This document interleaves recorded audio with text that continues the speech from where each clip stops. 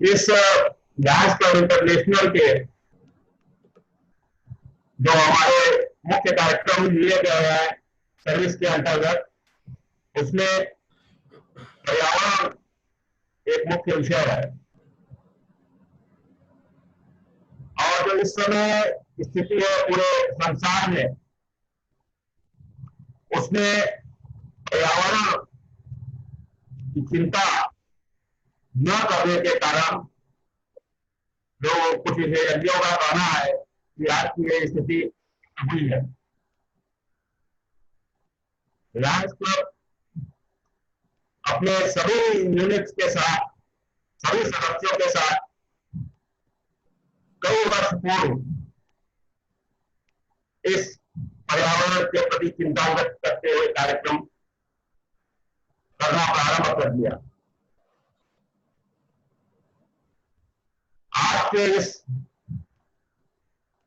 आयोजन के लिए मैं आभारी हूं डीजी टीम का, doctor आर.के.एस. Chauhan, line Chaitanya Pandya, line Saurabh Kant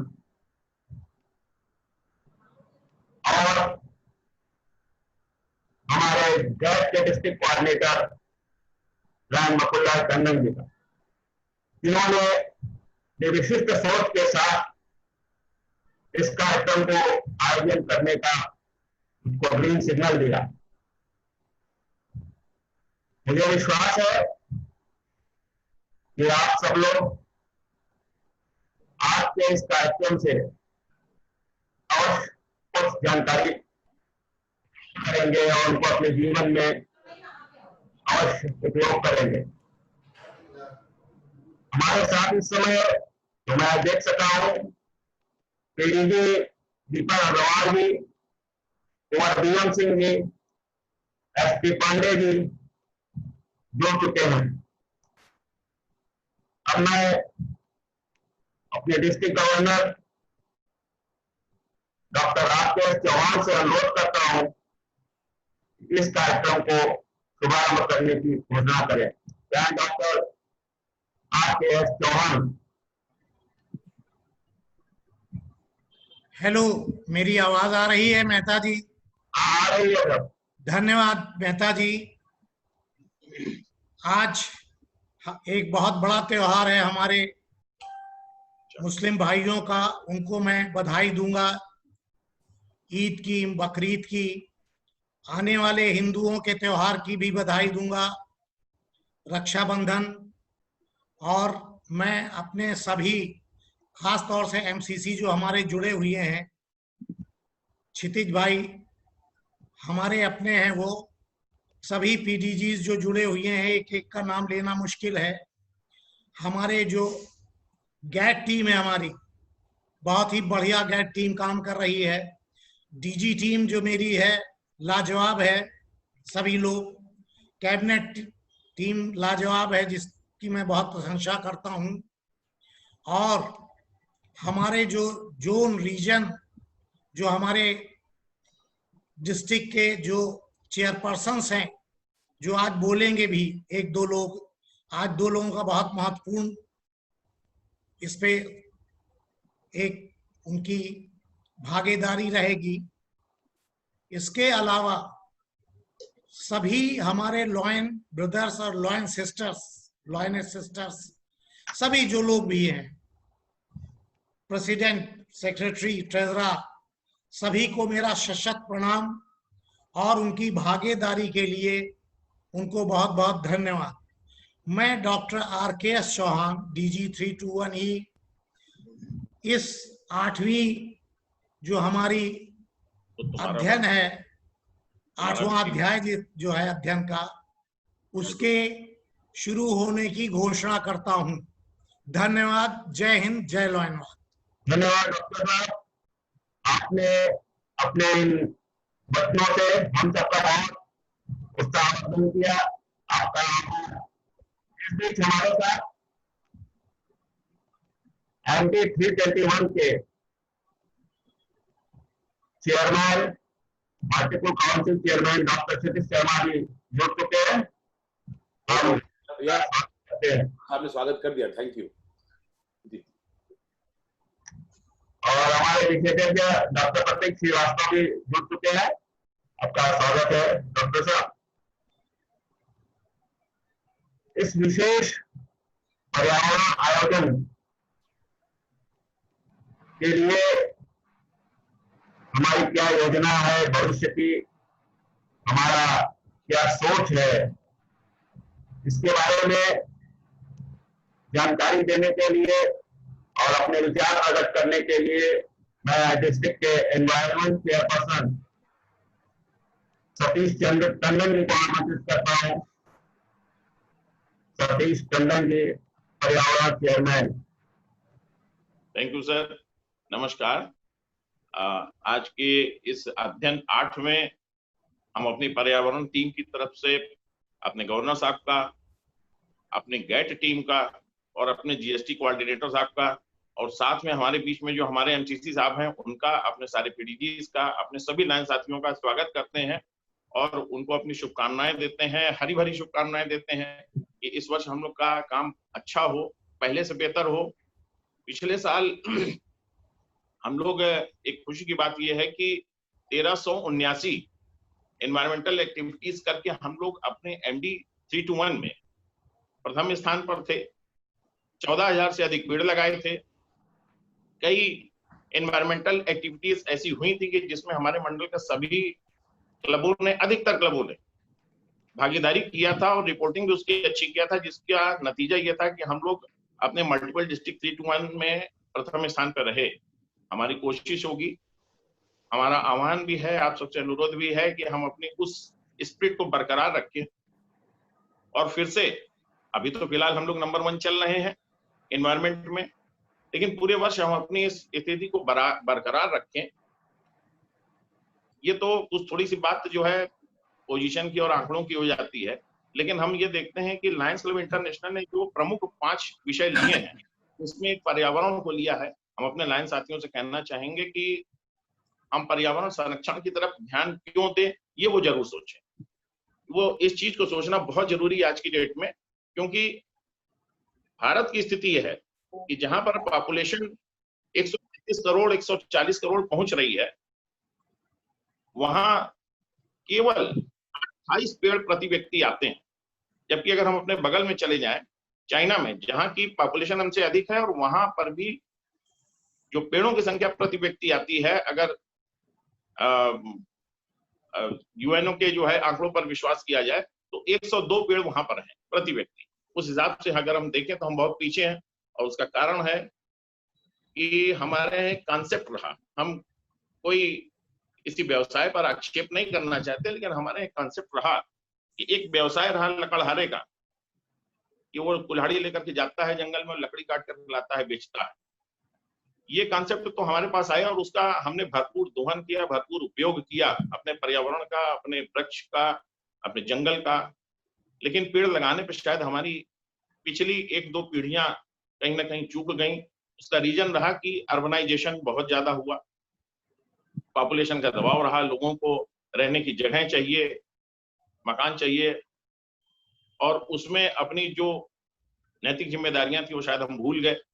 उसका नतीजा ये है कि हमारे पास केवल 28 पेड़ बचे हैं प्रति व्यक्ति, जबकि पॉपुलेशन के हिसाब से देखा जाए और जो वृक्ष हैं जो हमें ऑक्सीजन देते हैं, उसकी जो यूटिलिटी, उपयोगिता अगर देखी जाए तो बहुत ज्यादा है, उसके बिना जीवन नहीं हो सकता, हम कल्पना नहीं कर सकते हैं। लेकिन आधुनिक समय में पिछले 50 वर्षों में क्या हुआ कि पर्यावरण प्रदूषण कई तरह, हमारे 2 अच्छे जानकार और वक्ता हमारे बाद आएंगे, बोलेंगे, वो उनके विचारों से हम लाभान्वित होंगे।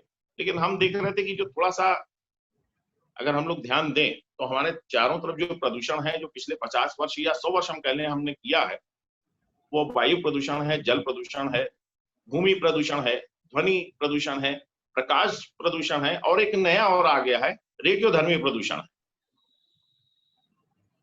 ज्यादातर क्या होता है कि हम लोग केवल पर्यावरण को जोड़ देते हैं सिर्फ पेड़ लगाने से। हम अपने लाइन साथियों की बात करेंगे कि हम पेड़ लगाने से जोड़ देते हैं, हमारे सरकारी स्तर पर बहुत से ऐसे कार्यक्रम हो रहे हैं, लेकिन पेड़ को संरक्षित करने पर हम शायद ध्यान कम देते हैं। और प्रदूषण के जो दूसरे बहुत से पहलू हैं जहां हमको थोड़ा ध्यान देना चाहिए। अपनी अगली पीढ़ी के लिए कुछ कुछ तो हम छोड़ें, वहां पर हमारा ध्यान नहीं जाता है। अभी हमारे एक साथी ने कुछ दिन पहले पूछा था कि आप रेडियो धर्मी प्रदूषण की बात कर रहे हैं, ये है क्या? हमने कहा रेडियो धर्मी प्रदूषण तो आज की डेट में हम और आप 24 घंटे अपने साथ लेकर के घूमते हैं। ये मोबाइल हमारी जेब में होता है, पॉकेट में होता है, ये भी एक प्रकार का रेडियो धर्मी प्रदूषण है। तो हमें थोड़ा सा ध्यान देना होगा इस पर। एक हम विशेष अनुरोध करना चाहेंगे अपने लाइन साथियों से कि जब पर्यावरण की बात हो तो हम पर्यावरण को अपने गमलों से निकाल करके, गमले में देखिए जो हम पेड़ लगाते हैं वो अपनी अपनी जो है हमको अच्छा लगता है, घर पे फूल चाहिए या हरियाली चाहिए इसलिए थोड़ा सा लगाते हैं। लेकिन ठीक है, आज कोरोना के समय में हम बाहर बहुत नहीं निकल सकते हैं, लेकिन जो हम जमीन पे लगाएंगे वही पेड़ हमारे लिए पर्यावरण का काम करेगा, वही पेड़ हमें ऑक्सीजन देगा, वही पेड़ हमारे लिए फायदेमंद होगा। हमारा अनुरोध है कि थोड़ा सा हम अपने कार्य को विस्तार दें और पर्यावरण का कार्य जब करने की बात करें तो केवल हम अपने आप को गमले तक न सीमित करें, सोशल डिस्टेंसिंग रखते हुए हम बाहर भी पेड़ लगा सकते हैं, उस पर ध्यान दें। संक्षेप में हम थोड़ा सा और कहना चाहेंगे, पर्यावरण को थोड़ा सा हम वृक्षारोपण और वृक्ष संरक्षण से लेकर के चलें। जल संरक्षण पर ध्यान दें। हमारा बहुत सा जल नदियों में बह जाता है, बरसात में आगे बह करके निकल जाता है। पुराने समय में परंपरा थी कि हर गांव में तालाब होते थे, पोखरे होते थे, उसमें पानी को लोग बचा करके रखते थे। आज वो परंपराएं खत्म होती जा रही हैं, शहर में तालाब खत्म हो गए हैं, कुएं खत्म हो गए हैं। जल संरक्षण की स्थिति ये है कि गंदगी अपने घर की, अपने आसपास की सारी जो है हम नदियों में बहा देते हैं, और जो पानी बरसात का आता है वो बह करके निकल जाता है। उसकी कंजर्वेशन की जरूरत है। उसका डिटेल आगे कभी बात होगी, अभी हमारे कुछ विशेषज्ञ हैं जो बताएंगे। थोड़ा सा और हम पर्यावरण संरक्षण के लिए अगर हम काम करना चाहें तो नो प्लास्टिक अवेयरनेस पे हमको ध्यान देना होगा। बहुत सी ऐसी चीजें हैं जो हम घर बैठ करके कर सकते हैं। हमें जरूरी नहीं है कि हम कोरोना काल में हम बाहर पब्लिक के बीच में जाएं, लेकिन उसको हम कर सकते हैं। एक चीज मेरे दिमाग में आ रही थी, अभी एक साथी से बात हो रही थी, उसकी हम चर्चा जरूर करना चाहेंगे कि हम लोग अपने घरों में, सबके घरों में पुराने जो होते हैं, अगर उसको हम किसी गरीब महिला को देखें जो सिलाई का काम करती हूँ, दे करके उससे अगर हम झोले बनवा लें अपने क्लब के जरिए और वो झोले हम पब्लिक में बांटें तो हमारा दो फायदा होगा। एक तो हमारे वो कपड़े काम आ जाएंगे, दूसरे वो झोले जो है पब्लिक में पहुंच जाएंगे, प्लास्टिक का इस्तेमाल नहीं होगा। वैसे इको फ्रेंडली बैग्स हम लोग अक्सर बांटा करते हैं, लेकिन उस बांटने का उद्देश्य जो है वो जागरूकता ज्यादा होनी चाहिए, अवेयरनेस ज्यादा होनी चाहिए। क्योंकि अगर हम 1500 झोले बांट देते हैं तो उससे पर्यावरण का संरक्षण बहुत ज्यादा नहीं होगा, प्रदूषण बहुत कम नहीं होगा, लेकिन अगर हम जागरूक करेंगे लोगों को तो वो ज्यादा असर करेगा। एक चीज विशेष तौर से हम कर सकते हैं कोविड-19 पीरियड में कि जब हमें बाहर ना जाना पड़े, वो है स्कूलों को अगर आप देखिए तो आजकल ऑनलाइन उनके यहाँ स्कूलिंग हो रही है, पढ़ाई ऑनलाइन हो रही है, और सारे स्कूल वाले ये चाहते हैं कि ऑनलाइन कुछ एक्स्ट्रा करिकुलर एक्टिविटीज भी वो करते चले। हमने अभी अपने क्लब के जरिए 2-3 स्कूल में काम करवाया था इस पर, और वो हम सुझाव देंगे कि अनुरोध भी करेंगे, हमारे अध्यक्ष, रीजन चेयरपर्सन, जोन चेयरपर्सन यहाँ बैठे हैं, कि स्कूलों के माध्यम से वो ऑनलाइन एनवायरमेंट पर एसे राइटिंग है, कभी आर्ट है, चित्रकला प्रतियोगिता है, कभी आप उनके बीच में स्लोगन राइटिंग है, ये आप स्कूलों से बातचीत करें और बच्चों के बीच में करवाएं। जूनियर बच्चों का 8th स्टैंडर्ड तक का अलग और 8th के बाद हाई स्कूल और इंटर का अलग, और उनको आप प्राइज दे सकते हैं। तो उससे हमारी दो चीज होगी, एक तो हमारा एनवायरमेंट एक्टिविटीज पर वो स्कूल भी शामिल होगा, और दूसरे वो बच्चे और बच्चे के घर वाले भी इस पर ध्यान देंगे, उनके लिए ये बड़ी चीज होगी। और हम क्या कर सकते हैं इस कोविड-19 पीरियड के दौर में, एक ये विशेष बड़ा दौर है, ये हम लोग के जीवन में कभी दोबारा नहीं आना, न कभी पहले आया है न दोबारा कभी आना। हम कुछ बैनर है, कुछ वॉल हैंगिंग्स है, कुछ पोस्टर्स हैं, कुछ स्टिकर्स हैं जो पर्यावरण अवेयरनेस पर हो, उसका हम अलग से मैसेज बाद में देंगे कि क्या चीजें आप उसमें शामिल कर सकते हैं। कुछ लोग अगर सुझाव देंगे, हमारे ग्रुप्स बने हुए हैं उस पर, तो बड़ा अच्छा होगा। हम लोग आपस में बातचीत करके कुछ एक मैटर बना करके कर सकते हैं कि हम पोस्टर्स हैं, स्टिकर्स हैं, वॉल हैंगिंग्स है, ये हम कुछ अपने परिचितों की दुकानों पर या ऐसी जगहों पर जहां पर भी लोग ऐतराज ना करें, टंगा रहने दें, लगा रहने दें, वहां पर लगा सकते हैं। जो पब्लिक प्लेस है जहां पर लोग ज्यादा आते जाते हैं वहां पर हम इसको लगा सकते हैं, तो उससे हमारी अवेयरनेस बढ़ेगी। लोगों में मैसेज इसका ज्यादा जाना चाहिए। हम कितना काम करते हैं वो हमारे तक सीमित रहता है, लेकिन अगर हम लोगों तक इसको लेके जाएंगे तो वो ज्यादा इफेक्टिव होगा, हमें ऐसा लगता है। हैंडबिल्स हम बंटवा सकते हैं, हालांकि कोविड-19 के पीरियड में शायद ये थोड़ा सा उतना उचित नहीं होगा, लेकिन स्टिकर्स और पोस्टर्स तो हम बहुत अच्छे से लगवा सकते हैं पर्यावरण अवेयरनेस पर। इसके साथ एक चीज और जरूरी है जो हमें लगता है कि वो हम कर सकते हैं, हम अपने क्लब के जरिए कुछ ऑनलाइन संगोष्ठी है पर्यावरण पर, वो हम कर सकते हैं। उसमें हम लायंस के अलावा जनरल पब्लिक है, अपने मित्रों को, अपने रिश्तेदारों को, अपने पड़ोसियों को, परिचितों को हम उसमें इनवाइट कर सकते हैं। और सैटरडे संडे 2 दिन ऐसा होता है कि जब लॉकडाउन होता है ज्यादातर लोग अपने घर में होते हैं, और तब अगर हम इस चीज को करेंगे ऑनलाइन संगोष्ठी, जिस तरीके से हम ये देख रहे हैं कि इतनी ट्रेनिंग कभी नहीं हुई थी जितनी इस वर्ष हुई है। इतने सेमिनार, इतने मीटिंग्स कभी नहीं हुई थी हमारे लाइन परिवार में जितनी इस वर्ष हो रही। उसका रीजन है कि कोविड-19 की वजह से हम गेट टुगेदर नहीं कर सकते हैं और हम जूम पे कर रहे हैं। ये इसी का फायदा हम लें, और सैटरडे संडे अगर अपने क्लब के माध्यम से हम कोई इस तरीके की सोशल अवेयरनेस के लिए, एनवायरमेंटल अवेयरनेस के लिए हम कोई संगोष्ठी करें और उसमें हम लोगों को इनवाइट करें, जोड़ें लोगों को, तो वो बड़ा अच्छा होगा। उसमें कुछ अच्छा मैसेज हमारा जा सकता है। और सबसे बड़ी जरूरी चीज ये है कि हमको बहुत कुछ मिला जिसका उपभोग आज हम कर रहे हैं। हम अपनी अगली पीढ़ी के लिए क्या छोड़ रहे हैं, हमें ये देखना। आज जो कुछ भी हम इस धरती पर एंजॉय कर रहे हैं, ये हमारे पहले के लोग लगा करके गए, वो बना करके गए हैं जिसको हम एंजॉय कर रहे हैं। हम अपनी आने वाली पीढ़ी को हम क्या देंगे, हमें ये देखना। तो कम से कम हम ये जरूर कोशिश करें कि अपने कंजम्पशन को और पर्यावरण में प्रदूषण को अपने स्तर पे हम कम करें, साथ साथ कुछ हम ऐसा करें कि हम अपनी अगली पीढ़ी को कुछ दे सकें। और उसका बस एक ही उपाय है कि हम वृक्षारोपण अधिक से अधिक करें, प्लास्टिक को हम करें, हतोत्साहित करें, जल संरक्षण पर ध्यान दें। अपने स्तर पे हम जितना कर सकते हैं उसके साथ हम एक चीज जरूर जोड़ें उसमें कि हम जागरूकता ज्यादा लाएं। हमारे गवर्नर साहब का हमसे बहुत ही ज्यादा उम्मीद नहीं है, उन्होंने इतना सरल, इतना सहज हम लोगों के लिए लक्ष्य रखा है जो हम पूरा कर सकते हैं।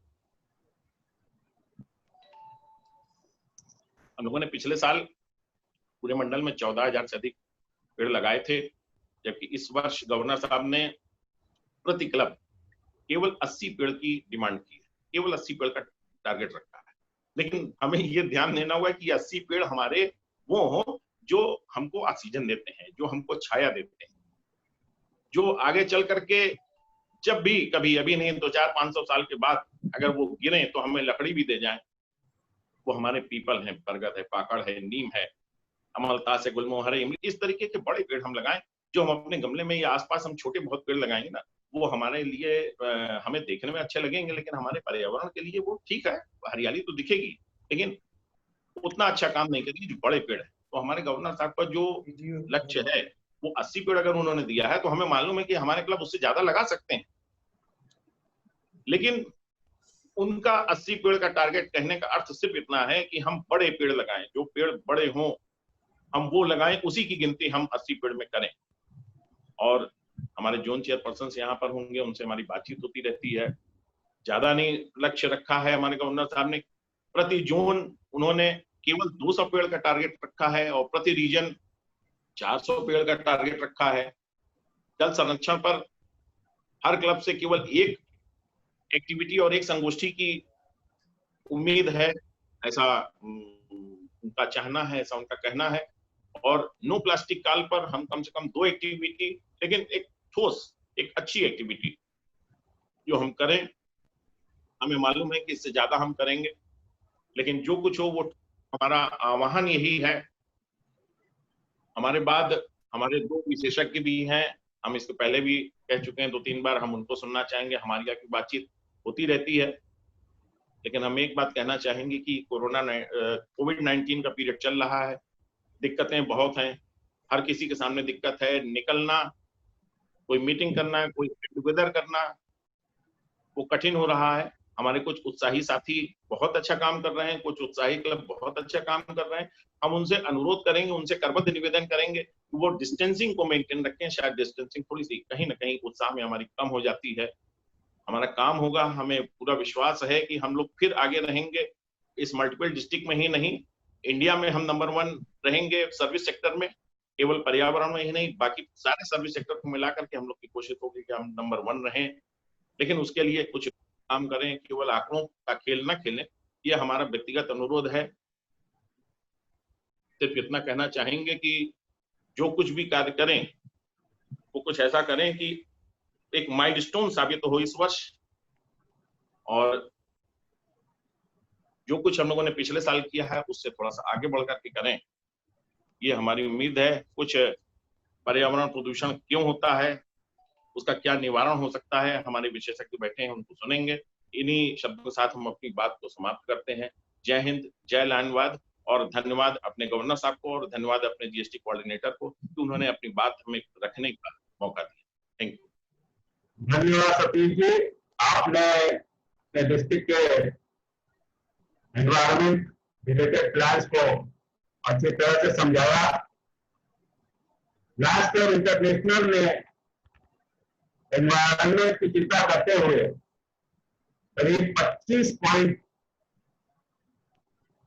निर्धारित किए हैं, जिसमें से कुछ पॉइंट्स का जिक्र सतीश जी ने किया। इनको थोड़ा सा और आगे बढ़ाते हुए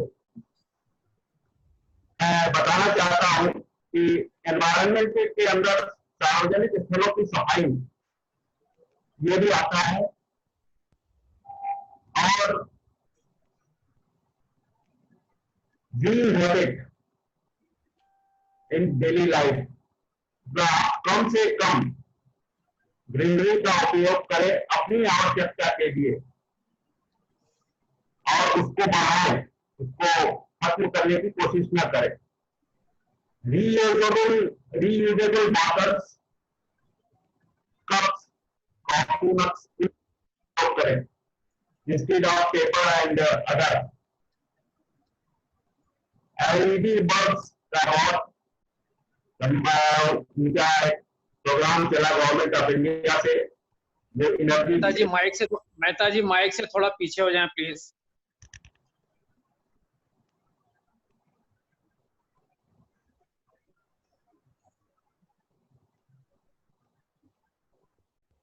का उपयोग ये भी एक आधार है पर्यावरण से संबंधित। और दूसरी जो हम लायंस क्लब के साथ, अपने लोकल क्लब के साथ अन्य जो संस्थाएं इस क्षेत्र में काम कर रही हैं, उनके साथ मिलकर भी हम ये पर्यावरण के संबंध काम कर सकते हैं। जैसे एक जो नॉन वेजिटेरियंस हैं, उनके लिए वो डिसाइड कर सकते हैं कि हम पर्टिकुलर एक दिन हफ्ते में मीट का कंजम्पशन नहीं करेंगे। और जो सबसे बड़ी बात सोची गई है वो है जो आपके मोबाइल फोन्स हैं।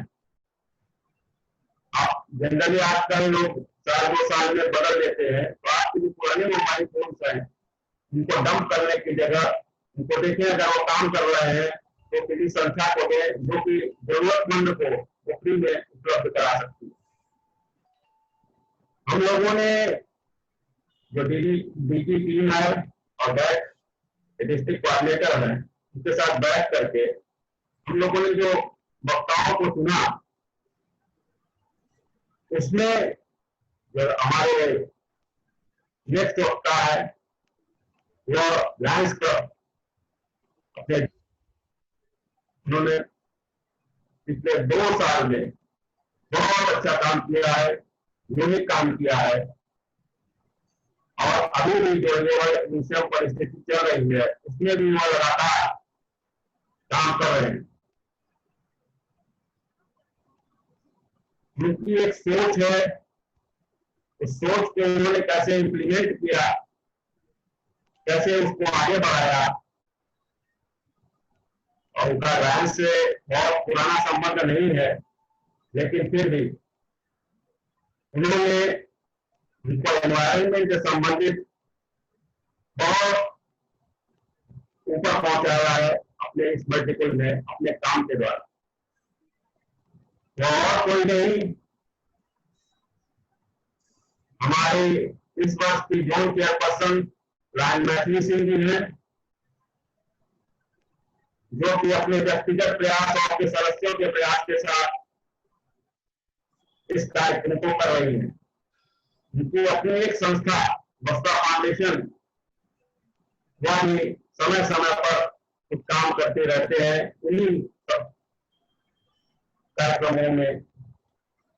जो बस्ता फाउंडेशन का इस पर्टिकुलर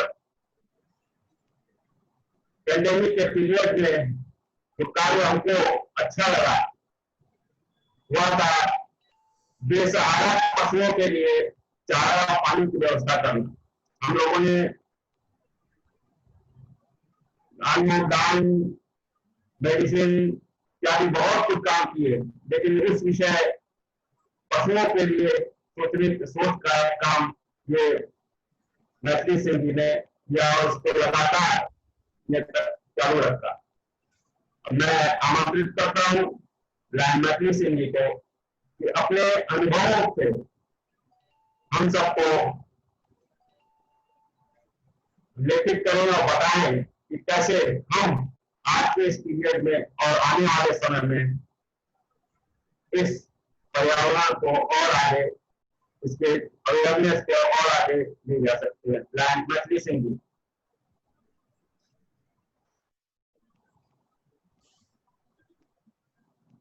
राय मैथिली सिंह जी।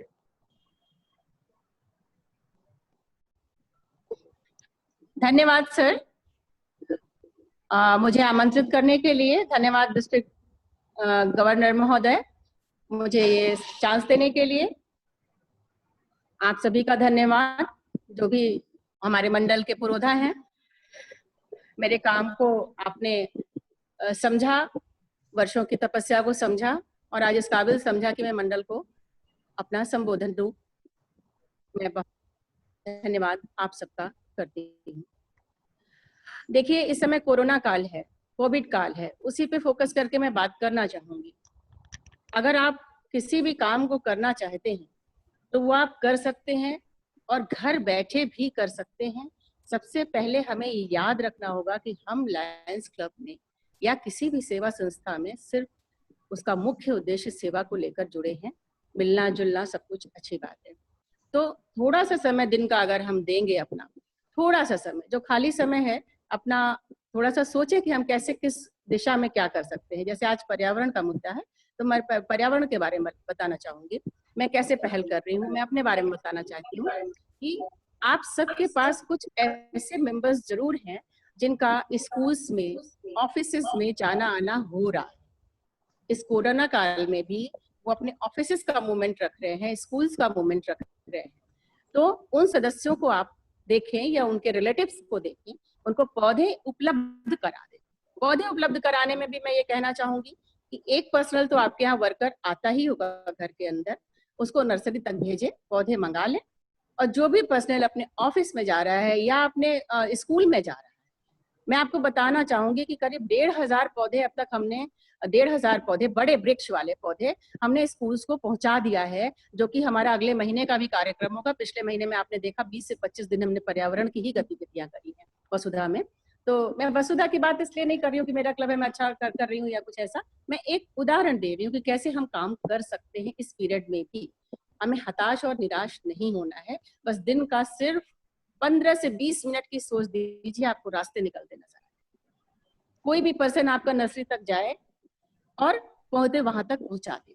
थोड़े से पैसे तो लगेंगे, आपके पैसे तो लगने ही लगने हैं पौधे खरीदने के, वहां तक पहुंचाने को जो व्यक्ति नियुक्त करेंगे जो कि बराबर निकल रहा होगा। जैसे मैंने अपने स्वीपर को लिया, जैसे हमने अपने माली को लिया, वो रोज घर में आ रहा है तो वो पौधे पहुंचाएगा, 50-100 रुपए उसको हम दे देंगे और उस जगह तक पहुंचा देगा। वो व्यक्ति जो भी ऑफिस जा रहे हो आपके मेंबर्स, वो ऑफिस में जगह ढूंढ ले। निश्चित रूप से कहीं ना कहीं एक प्लांट की जगह तो होगी ही सराउंडिंग्स। और एक पौधा आपने लगाया तो आपने, अगर वो पीपल या बरगद या नीम या पाकड़, जैसे सतीश जी हमारे कह रहे थे बड़े पेड़ होंगे, तो वो 3 व्यक्तियों की जब बड़ा हो जाएगा तो ऑक्सीजन देगा बिना मांगे। तो ये भी कोई छोटा काम नहीं है, ये बड़ा काम है। तो हर मेंबर आज घर में खाली बैठा है, मैं अपना उदाहरण देती हूँ, मेरे मेंबर्स को मैंने छोटे बैनर्स बना के दे दिए, आप अपनी सराउंडिंग्स में इस चीज को फैलाइए। और वो बड़े ही उत्साह से, मैं कहना चाहूंगी, सारे लोग काम कर रहे हैं अलग अलग दिशाओं में। मैं पौधे उपलब्ध करा रही हूँ और वो लगा दे रहे हैं। यहाँ तक कि आप अपने घर के सामने तो देख ही सकते हैं कि वहां पौधा है कि नहीं। सड़क में अगर गली में रह रहे हैं, गली में पौधा है कि नहीं है। आप घर में बैठ के फोन हिलाइए, सिर्फ फोन से बात करिए, 3 4 5 लोगों से बात करिए, एक जाली की व्यवस्था हो जाएगी। 300-400 रुपए हर आदमी दे देगा, 2000 के अंदर एक जाली बन जाएगी और किसी एक दिन एक मजदूर से आप उसको खुदाई करा के लगवा दीजिए। बहुत आसान है, कठिन कुछ भी नहीं। हाँ, हमें इच्छा शक्ति का होना हमारे बहुत जरूरी है। सेकेंड थिंग इज, मैं ये कहना चाहूंगी, जो एक इनिशिएटिव हमने लिया मेंबर्स की, उसमें जैसे बहुत छोटे पौधे हम लगाए। जैसे अभी हमारे यहाँ 700 पौधे लगे बैगन के, मिर्ची के, वो मैं नहीं अभी शो कर रही हूँ, मेरा मन ही नहीं मानता उसको शो करने के लिए। लेकिन बड़े पौधे, मीडियम साइज के पौधे आप 26 इंच के, 24 इंच के गमले, मैंने कहा भी अपने जोन के लोगों से, क्लब से, कि आप लोग ऐसा करिए। 20 सदस्य तो होता ही है, 20 सदस्य के पास मान लीजिए कुछ अपार्टमेंट में रहते हैं, कुछ अपने पर्सनल घरों में रहते हैं, और मैं निश्चित रूप से कह सकती हूँ उसमें से ज्यादा सदस्यों के बड़े गमले नहीं होंगे छत में, और जगह होगी, वो जगह दीजिए, निश्चित करिए। और उसको कह दीजिए कि भाई एक 300-400 का गमला आएगा, 4 गमले एक सदस्य अपने घर में लगा दिया तो मीडियम हाइट के आपके प्लांट्स तैयार हो जाएंगे। साथ में आपको फ्रूट्स घर में मिलेंगे, नींबू घर में मिलेगा, अनार घर में मिलेगा। आप करके तो देखें इस चीज। तो क्लब्स इस तरह से काम करें। पहला चीज मैंने बताया, जो लोग बाहर निकल रहे हैं उनके थ्रू आप उनसे कहिए, क्योंकि स्कूल्स में भी कोई काम इस समय हो नहीं रहा, बच्चे आ नहीं रहे, पढ़ाई नहीं हो रही है। तो आपको अगर एक गांव को पकड़ लेंगे, जैसे मैंने हेतापट्टी को पकड़ा, गोद लिया, आज हमने 350 पौधे भिजवाए हैं, कल परसों वहां पे आपने देखा, मैंने गाड़ी डाली थी वहां पे, वो पौधे भी कम पड़ रहे हैं, इतने ग्रामीण मांगने के लिए आ रहे हैं अपनी बाग लगाने के लिए। मुझे आम की लगानी है, मुझे अमरूद की लगानी है, मुझे सागौन लगाने हैं, और हम उन्हें दे रहे हैं। और वो बराबर हमारी मेंबर श्वेता सिंह देखती रहेंगी कि वहां पे पनप रहे हैं, उसकी फोटोज भी हम आपको देंगे। बिकॉज जब 2 से 3 4 पौधे ही किसी को हम देते हैं और फलों के दे दिए, तो उसको संरक्षित करेगा, कल हमें फल मिलेगा। स्कूल परिसर की बात है, ये इसी तरह से आप जो भी टीचर्स हैं उनको दे दीजिए अपने स्कूल में। अगर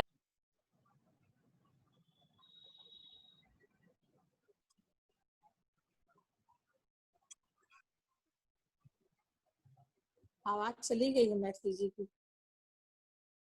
आवाज हो गई है मैडम। आवाज नहीं आ रही मैम।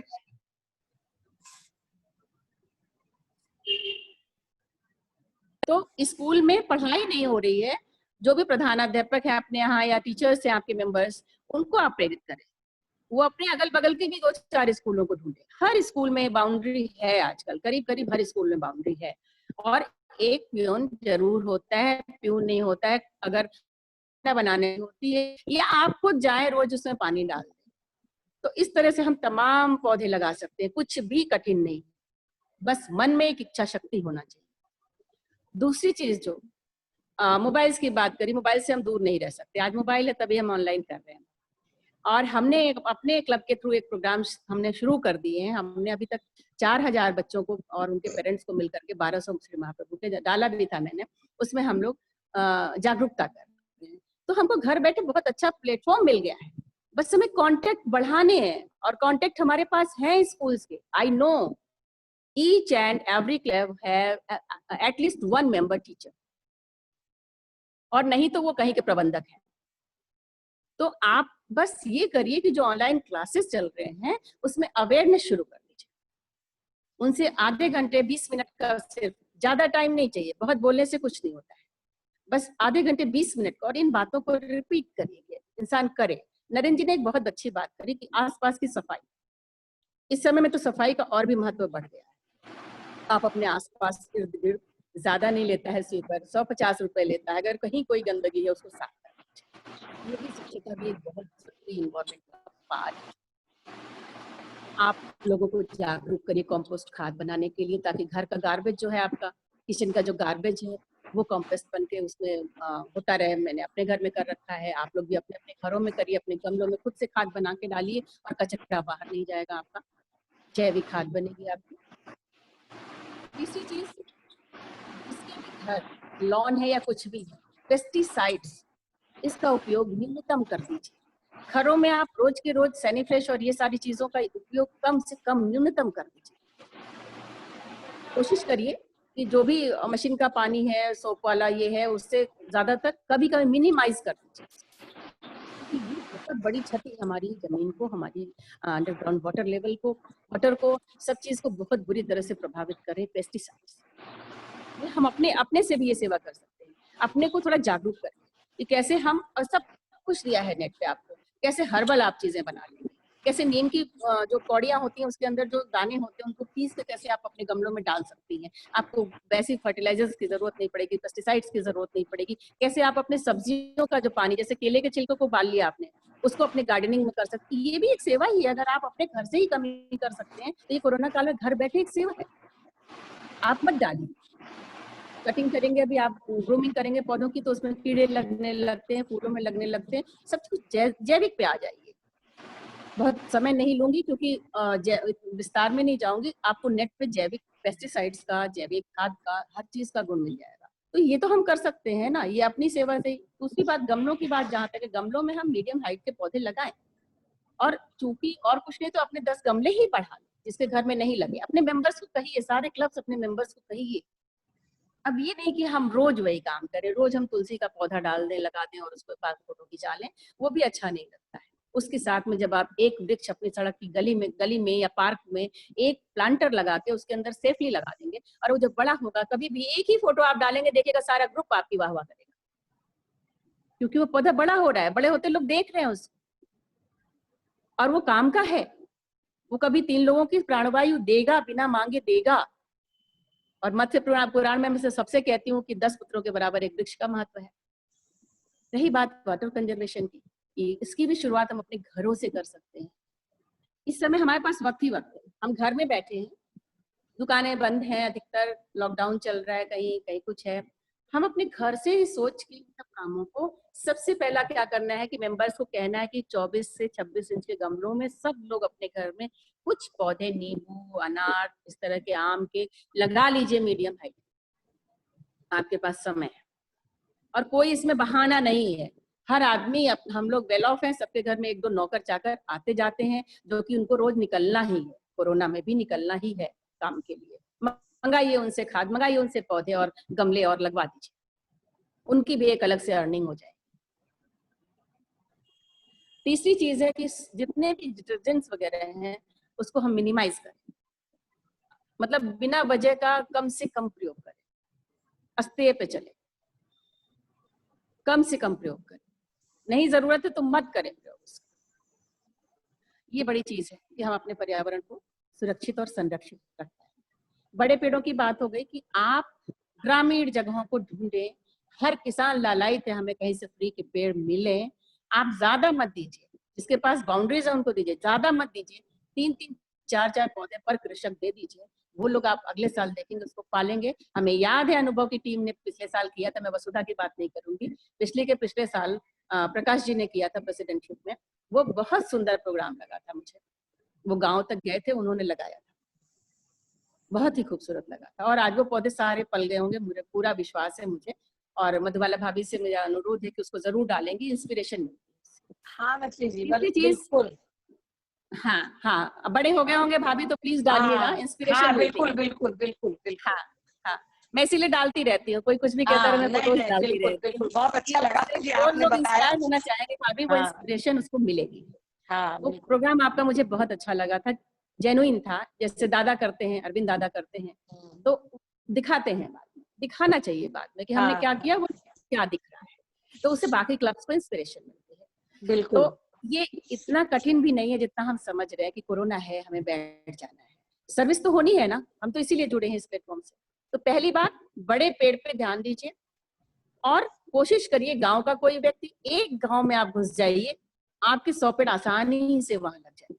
हाँ, पैसे खर्च होंगे, मॉनेटरी फंड्स तो खर्च होना होता है, आपका समय लगेगा, पैसा भी लगेगा। और जिस दिन आप उस अगले साल उस पेड़ को जिंदा पाएंगे, जाकर के देखेंगे, या वहां से फोटो ही मंगा लीजिए। मैंने कल बहुत सी फोटो मंगाई है पिछले साल की। आप अगर फोटो ही मंगा लीजिए तो आप देखेंगे कि आपके अंदर जो खुशी होगी वो कहीं और से नहीं मिलेगी, जितना उन पेड़ों को देख के लगेगा। तो please clubs join hands, do this. तीसरी चीज, जब भी आपका घर बना हुआ वाटर कंजर्वेशन, सबसे पहले तो आप अपने घर से शुरू करें। मैंने अपने घर से शुरू करा। मैंने कोशिश करी है कि जो भी रेन वाटर है वो ऐसे वैसे ना जाए, वो हमारा यही भूमिगत हो जाए। और हमें एक बात हमने अभी कहीं यूकेलिप्टस की बात देखी है, शायद आज ही देखी है, अभी मुझे वक्त नहीं मिला था सुबह से, एक्चुअली मेरा बेटा अब्रॉड से आ रहा है तो मुझे वक्त नहीं मिला था, मैं कुछ और काम में फंसी थी। कहीं देखा यूकेलिप्टस मत लगाइए फेस, यूकेलिप्टस बिल्कुल मत लगाइए, वो बैंड है, आप मत लगाइए, अपने फार्म हाउस पे मत लगाइए। आपके फार्म हाउस का वाटर लेवल नीचे चला जाएगा। आप ग्रामीणों को बताइए, आप वीडियोस बना के भेज दीजिए स्कूल्स में, जो भी आते हैं, मतलब जो इस ऑनलाइन क्लासेस हैं, बच्चे अपने पेरेंट्स को बताएंगे कि यूकेलिप्टस नहीं लगाना है। वाटर लेवल ऊंचा करने के लिए आप केला लगा दीजिए, आप शीशम के पेड़ लगवाइए किसानों से मेढ़ों पे, आप खरीद के दीजिए, खरीद के तो आपको देना पड़ेगा, आप भिजवाइए उन तक। कोरोना है फिर भी कोई ना कोई घर से निकल रहा है, कोरोना का बहाना नहीं होना चाहिए। आप पेड़ों पे शीशम लगवाइए, नाइट्रोजन की अधिकता हो जाएगी आपके खेतों में, एक समय के बाद आपको खाद की जरूरत नहीं पड़ेगी। जो भी खेत में पत्तियां निकल रही हैं, किसानों को बताइए कि उनको फूके ना, प्रदूषित न करें। गड्ढा खोदे, सारी पत्तियां डालें, उसके ऊपर गोबर की लेयर डालें, गोबर की खाद की पतली सी लेयर डालें, फिर मिट्टी की लेयर डालें, फिर पत्तियां डालें और 2 गड्ढे बना लें। एक गड्ढा खोलेंगे, आपको पूरी खाद आपकी एक फसल की मिल जाएगी। वो सारी सूखी पत्तियां एक दिन उसमें नीम कौड़ी डालें, जितनी भी हो सके नीम कौड़ी डालें, पेस्टिसाइड अपने आप बनता है। खेतों में हींग की पोटलियां बना के डालें जहां से पानी निकलता है, तो आपकी जो ये दीमक की दिक्कतें हैं ये खत्म हो जाएंगी। किसानों को बताएं, जागरूक करें। दिन का एक छोटा सा हिस्सा आप अगर समाज के नाम देंगे, वो समाज के नाम नहीं होगा, आपके अपने ही व्यक्तित्व में एक सकारात्मक ऊर्जा का भंडार होता चला जाएगा। और एक दिन आपको लगेगा कि मैं कुछ भी कर सकता हूँ या कर सकती हूँ। तो हमें जिम्मेदारियों से बचना नहीं है। किसी भी काल में बहुत से ऑप्शंस होते हैं, पॉलिथीन या स्टिकर्स और उसका समय नहीं है। इस समय हम फोन पे बहुत सी चीजें कर पाएंगे। तो पहली चीज, आप सबसे पहले वो माध्यम ढूंढिए कि जो जहां जा रहा है वहां पे पेड़ है कि नहीं, मैं उसको एक पेड़ दे दूं।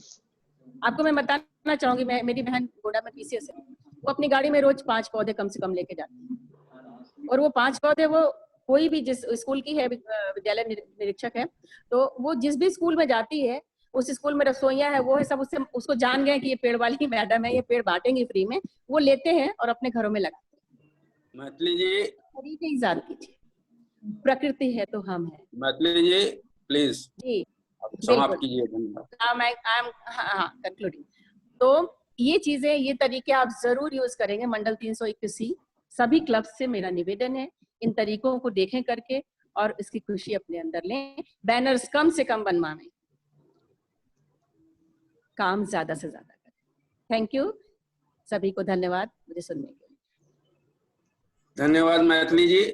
जो आपने अंतिम शब्द कहा बैनर्स, इसके बारे में एक आपके क्लब के ही द्वारा किया गया है ये कार्यक्रम।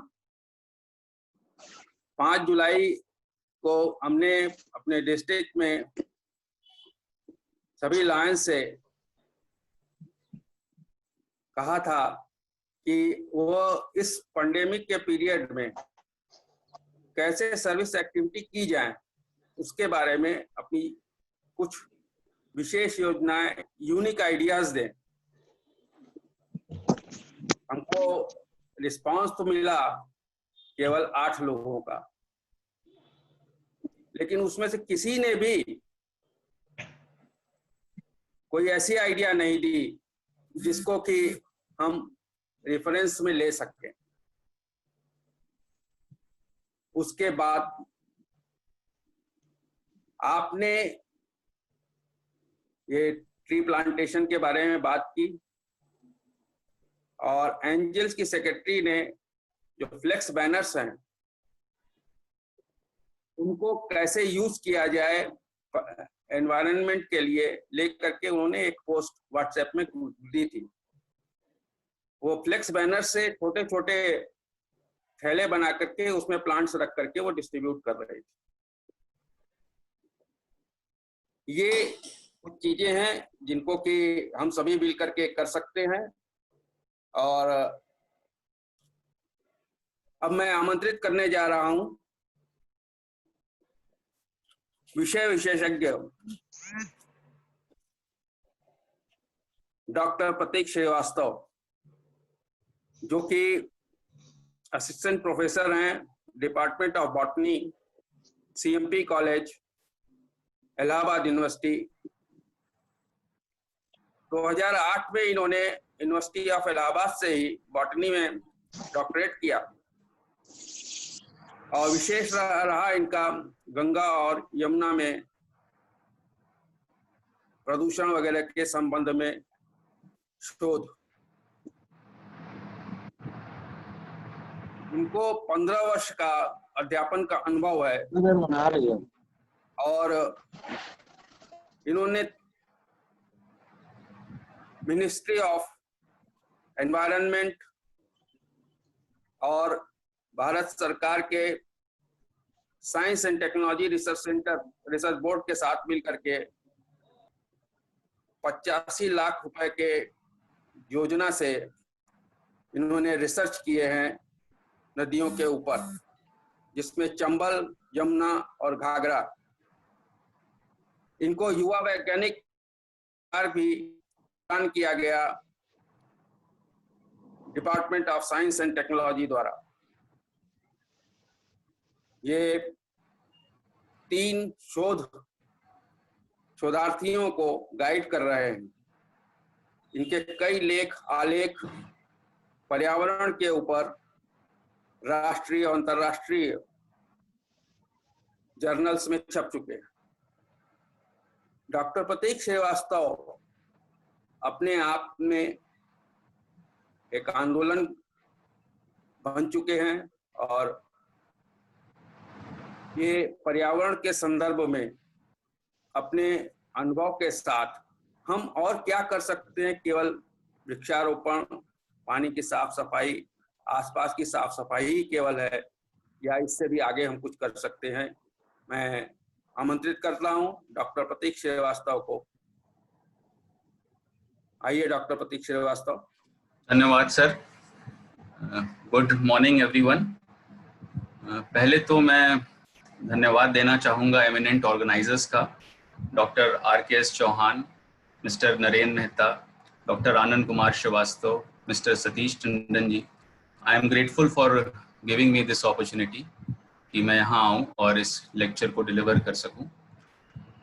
जब आनंद सर का आदेश हुआ कि मुझे एनवायरनमेंट पे, पर्यावरण पे बोलना है, तो मैंने सर से कहा कि सर एनवायरनमेंट पे तो बहुत सारे जनरल लेक्चर होते रहते हैं, मैं कोविड और एनवायरनमेंट पे बोलूँगा। कोविड और एनवायरनमेंट में एक रिलेशन है, दोनों में क्या अंतर संबंध है, इसके ऊपर मैं बात करूँ। मैं अपनी स्क्रीन शेयर करना चाहता हूँ। मैंने एक PPT बनाई है जी, आपको मैंने को-होस्ट बना दिया, आप कर सकते हैं सर। क्या आप लोगों को स्क्रीन दिखाई पड़ रही है मेरी? जी दिखाई दे रही है।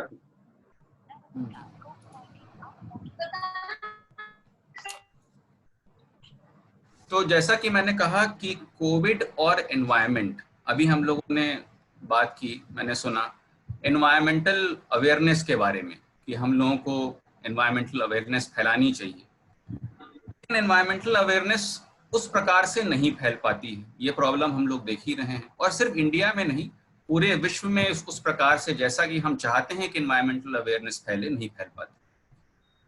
अब देखिए, कोविड पैंडेमिक आता है और कोविड के बाद सारे लोग जान जाते हैं, चाहे वो पढ़े लिखे हों, चाहे वो गैर पढ़े लिखे हों। बहुत लोगों को अब वायरस शब्द भी पता चल चुका है, बहुत लोगों को अब ये भी पता चल चुका है कि हमें कोविड से कैसे बचना है, हमें मास्क पहनना है, हमें सोशल डिस्टेंसिंग करनी है। तो ये सारी चीजें हुई क्यों? ये सारी चीजें इसलिए हुई कि एक प्रॉब्लम कोविड-19 की विकराल रूप धर के हमारे दरवाजे पे खड़ी हो गई। जब ये हमारे दरवाजे पे खड़ी हो गई तो सबको उसके बारे में पता चल गया, अवेयरनेस बढ़ गई। लेकिन एनवायरनमेंट के साथ ऐसा नहीं हो पाता है। जब हम प्रॉब्लम्स की बात करते हैं, हम प्रदूषण की बात करते हैं, हम क्लाइमेट चेंज की बात करते हैं, तो तुरंत दिमाग में आता है कि नहीं हमारा क्या है, क्लाइमेट चेंज हो रहा है तो होने दीजिए। लेकिन क्लाइमेट चेंज का असर कहाँ तक होगा, किस लेवल तक होगा, इसके बारे में हम नहीं जानना चाहते। अब जैसे कोविड-19 है, ये एक पैंडेमिक है, इसका पर्यावरण पे प्रभाव क्या है और पर्यावरण कोविड-19 पे क्या प्रभाव डाल रहा है, इसके बारे में चर्चा नहीं। तो आज थोड़ा सा इस पे प्रकाश डालूंगा कि कोविड-19 और एनवायरनमेंट में क्या संबंध हैं और कैसे एक दूसरे को इन लोग रेगुलेट कर रहे हैं।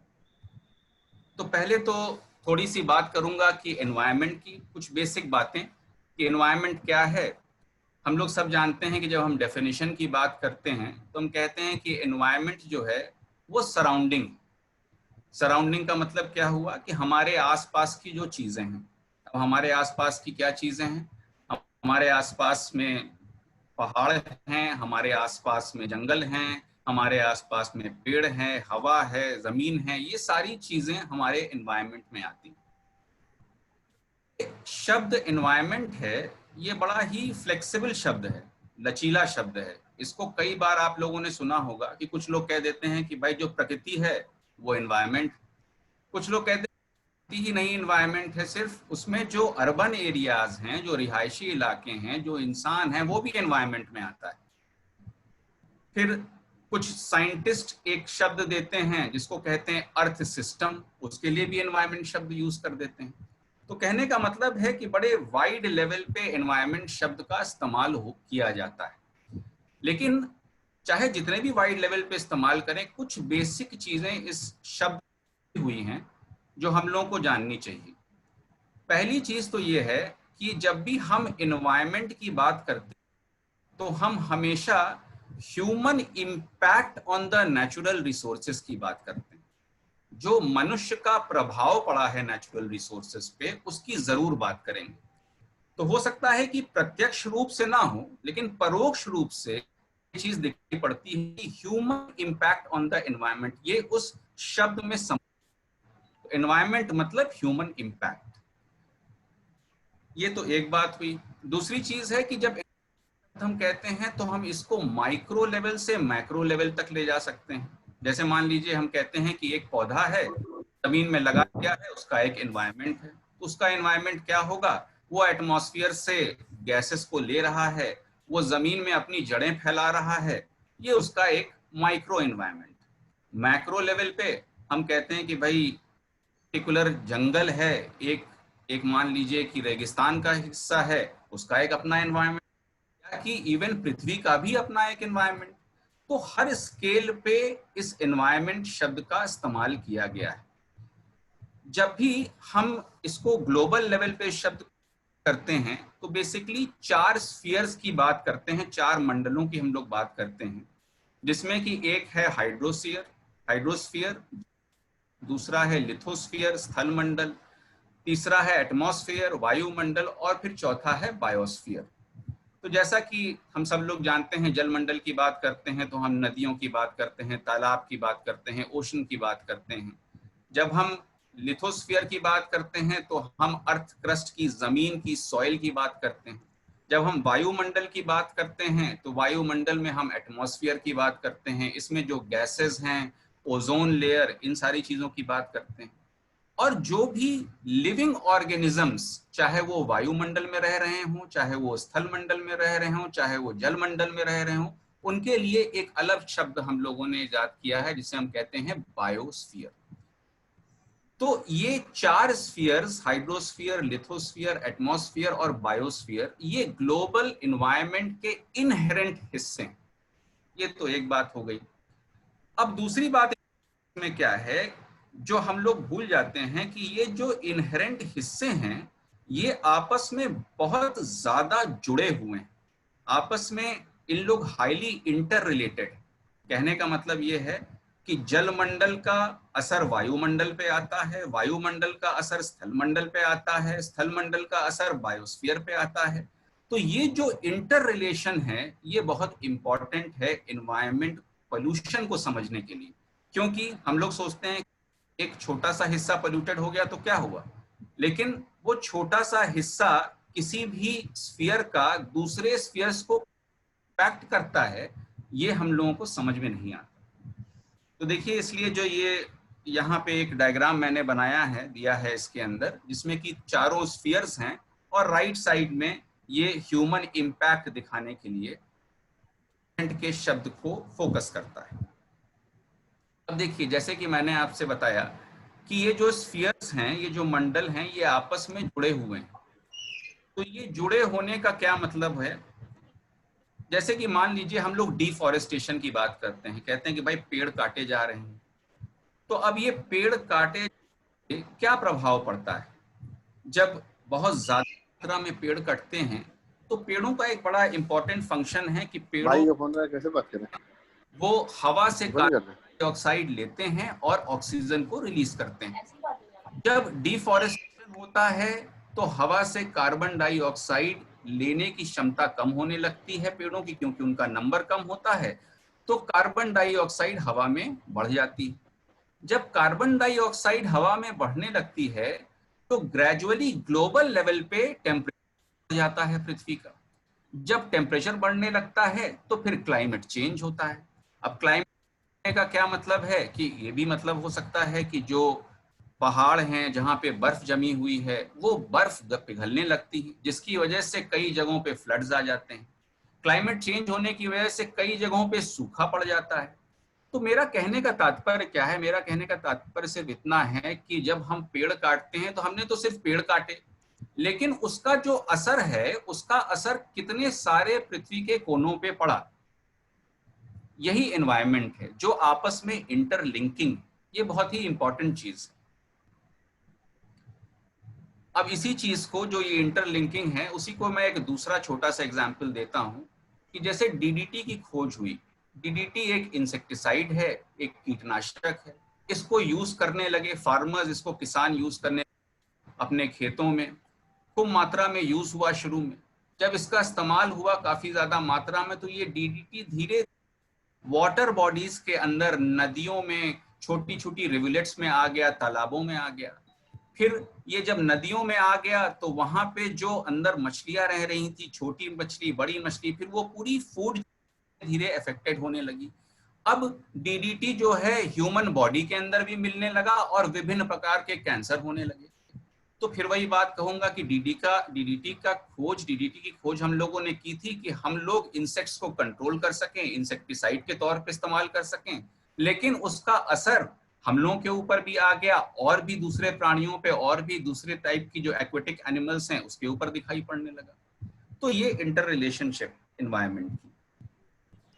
अब देखिए, जैसे कि मैंने कहा कि जब हम लोग एनवायरनमेंट की बात करते हैं तो एनवायरनमेंट में human impact on the natural resource, ये बड़ा इंपॉर्टेंट है। असल में पहले शब्द इस्तेमाल किए जाते थे, जैसे कि इकोलॉजी शब्द यूज कर लिया जाता था। बाद में एनवायरनमेंट शब्द का प्रचलन बढ़ा। तो ये प्रचलन बढ़ा क्यों? इकोलॉजी शब्द में सारी चीजें आती हैं, एनवायरनमेंट का एक हिस्सा मान लिया जाता है, लेकिन एनवायरनमेंट शब्द की इंपॉर्टेंस तब बढ़ी जब ह्यूमन पॉपुलेशन बहुत ज्यादा बढ़ी और उसका इम्पैक्ट नेचुरल रिसोर्सेज पे आने लगा। पेड़ कटने लगे, विभिन्न प्रकार के प्रदूषण होने लगे, तो ये सारी चीजों का असर नेचुरल रिसोर्सेज पे आया। अब देखिए, ये एक ग्राफ है जो मैं यहाँ पे दिखाना चाहता हूँ। ये एक नीली लाइन से यहाँ पे है पृथ्वी की, जो कि हम लोग जैसे इंसान हैं, माना जाता है कि 2 से 5 मिलियन ईयर्स पहले आए। और आप इस नीली लाइन को देखिए तो काफी समय तक ये नीली लाइन एकदम हॉरिजॉन्टल चली है। उसके बाद अचानक से यहाँ पे आप देखते हैं कि ये लाइन सीधे खड़ी होने लगी। तो ये ह्यूमन पॉपुलेशन बर्स्ट हुआ, जो कि 1700 के आसपास हुआ। अब देखिए, ये जो बर्स्ट हुआ, इस बर्स्ट के पीछे भी बहुत सारे रीजंस हैं। एक रीजन तो ये है कि जब ह्यूमन बीइंग्स की हम बात करते हैं तो उनकी कॉग्निटिव एबिलिटी की एक बात आती है। कॉग्निटिव एबिलिटी तब हुआ उनके सोचने समझने की क्षमता जो है। तो करीब 70,000 साल पहले आदमी के सोचने समझने की क्षमता बढ़ी, भाषा का आविष्कार हुआ, उसका विकास हुआ। तो जब भाषा का आविष्कार, विकास, साथ में सोचने समझने की क्षमता बढ़ने लगी, तो फिर एग्रीकल्चर आया। ऐसा मानते हैं कि 10,000 से 11,000 साल पहले एग्रीकल्चर इंट्रोड्यूस हुआ। जब एग्रीकल्चर इंट्रोड्यूस हुआ, उसके बाद इंडस्ट्रियल रिवॉल्यूशन आया, तो इन सारी चीजों में कोई भी भोजन की कमी कहीं भी नहीं रह गई और पॉपुलेशन एकदम से ग्रो करने लगी। तो अगर इधर आप राइट साइड में देखिए तो ये पॉपुलेशन जो ग्रो करी है बिलियंस ऑफ पीपल, अब 8 से 10 बिलियन ऑफ पीपल अचानक से बढ़ने लगे। तो जब ये अचानक से बढ़ने लगे तो इसका इम्पैक्ट सारे मंडलों पे पड़ा और तब एनवायरनमेंट शब्द का इस्तेमाल ज्यादा किया जाने लगा। तो हम लोगों ने एनवायरनमेंट के सारे कंपार्टमेंट्स को पल्यूट किया है, प्रदूषित किया है। चाहे हम हाइड्रोस्फीयर की बात करें, वाटर की बात करें, चाहे हम सॉइल की बात करें, चाहे हम एटमॉस्फेयर की बात करें, हर तरीके के पोल्यूशन, अभी बता रहे थे कि बहुत डिफरेंट टाइप्स के पोल्यूशंस हैं। अब मान लीजिए हम मोबाइल टावर्स और ये सब नए टाइप के पोल्यूशंस भी आ गए हैं, ठीक है। तो विभिन्न प्रकार के पोल्यूशंस की वजह से नेचुरल एनवायरनमेंट का जो एसेंशियल नेचर था वो ग्रेजुअली चेंज हो रहा है। इन्हीं सब ह्यूमन इम्पैक्ट में एक असर और भी है, वो है पैंडेमिक्स का होना, जो कि हम लोग अक्सर भूल जाते हैं। ये जो पैंडेमिक्स हैं, पैंडेमिक्स किस प्रकार से ह्यूमन इम्पैक्ट से ज्यादा बढ़ी हैं, उसको अभी हम लोग आगे डिस्कस करेंगे। देखिए, ये जो आप लोग स्लाइड देख रहे हैं, ये पैंडेमिक्स जो अभी तक के हुए हैं पृथ्वी के ऊपर, मेजर पैंडेमिक्स, सारे पैंडेमिक्स को लिस्ट किया गया है। इन पैंडेमिक्स को अगर आप देखिए तो ये पैंडेमिक्स बहुत पहले से हैं, ऐसा नहीं है कि ये अभी रिसेंटली पैंडेमिक हुए हैं। लेकिन ये पैंडेमिक्स का जो स्प्रेड है, ये स्प्रेड बहुत बढ़ा है। अब वो क्यों बढ़ा है वो अभी हम लोग आगे डिस्कस करेंगे। पहले तो एक छोटी सी बात बता दूं कि एक पैंडेमिक और एपिडेमिक में अंतर क्या होता है। दोनों ही इन्फेक्शियस डिजीजेस से होती हैं, संक्रमित रोगों से होती हैं, लेकिन पैंडेमिक जो होता है वो बहुत ही बड़े एरिया में, वर्ल्ड के ग्लोबल होता है एज कंपेयर टू एपिडेमिक जो कि रीजनल है। तो हो सकता है किसी एक देश में एक डिजीज आउटब्रेक हो और उसी देश में रुक जाए, एपिडेमिक कहना बेहतर होगा। और जब हम पैंडेमिक कह रहे हैं तो पैंडेमिक का अर्थ है कि वो ग्लोबल लेवल पे वो चीज फैलती है, जैसे कि आज कोविड फैल रही। तो ये जो सारे पैंडेमिक्स हुए हैं उसके पीछे एनवायरनमेंट का क्या रोल है, अभी हम लोग इस पे बात करेंगे। अब देखिए, जैसा कि मैंने कहा कि पैंडेमिक्स बहुत पुराने हैं, तो यहाँ लेफ्ट साइड में जो आप ये एक सील देख रहे हैं, ये इजिप्शियन सील है, एक कार्विंग है, एक मोहर की तरह इस्तेमाल की जाती है, आप समझ लीजिए। जो ये कार्विंग है ये 1500 BC की है और इसमें आप ये देख सकते हैं कि ये आदमी है और ये पोलियो से ग्रसित है। ये एक स्टिक लिए हुए है सपोर्ट के लिए और इसका पैर पोलियो ग्रसित है। तो ये एक एविडेंस है कि ये जो इन्फेक्शियस डिजीजेस हैं ये बहुत पुराने हैं, 1500 BC से आए हुए हैं। उसके बाद हम सब लोगों ने प्लेग के बारे में सुना होगा, ब्लैक डेथ, जो 1346 से 1353 तक यूरोप में फैली और जिसमें मास डेथ्स हुई, बहुत सारे लोग मरे। अब ये देखिए, ये एक लिस्ट है मेजर पैंडेमिक्स और एपिडेमिक्स की है। इसमें मैंने कुछ जगहों पे एरोज लगाए हुए हैं, निशान लगाए हुए हैं। एक तो ये ब्लैक डेथ का निशान है जिसमें कि 200 मिलियन लोगों की मरने की आशंका है। 200 मिलियन, 1 मिलियन में 10 लाख होते हैं, तो 200 मिलियन डेथ्स। फिर स्पेनिश फ्लू आता है जिसमें 40 से 50 मिलियन लोग मरने की आशंका होती है।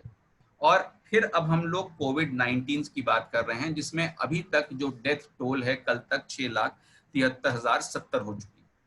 तो ये डिफरेंट टाइप्स के एपिडेमिक्स और पैंडेमिक्स आए हैं। मेजरली जो ये पैंडेमिक्स और एपिडेमिक्स हैं वो 2 प्रकार के एजेंट से होते हैं। एक तो हम कहते हैं कि बैक्टीरिया से और दूसरे वायरसेस से। जैसे कि ये ब्लैक डेथ जो ये प्लेग हुआ था, ये बैक्टीरियल पैंडेमिक है, ये बैक्टीरिया से हुआ। स्पेनिश फ्लू, सार्स और कोविड-19 जिसमें कि हम लोग अभी गुजर रहे हैं, ये वायरल से हुआ।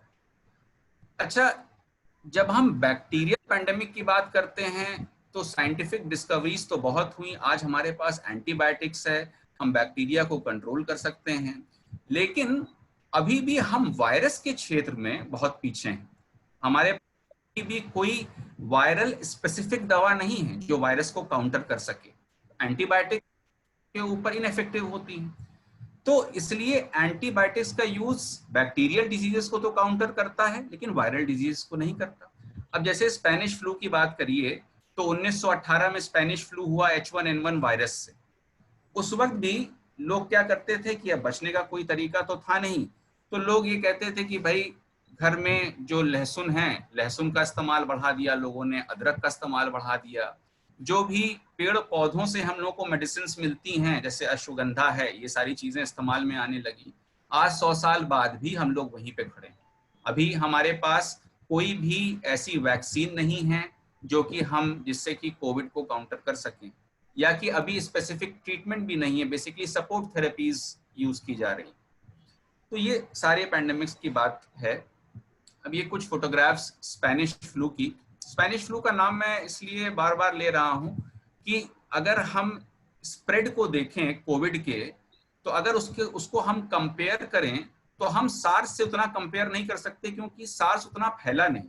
उतना फैला स्पेनिश फ्लू ने पृथ्वी के ऑलमोस्ट सारे कंट्रीज में अपने पांव जमा लिए।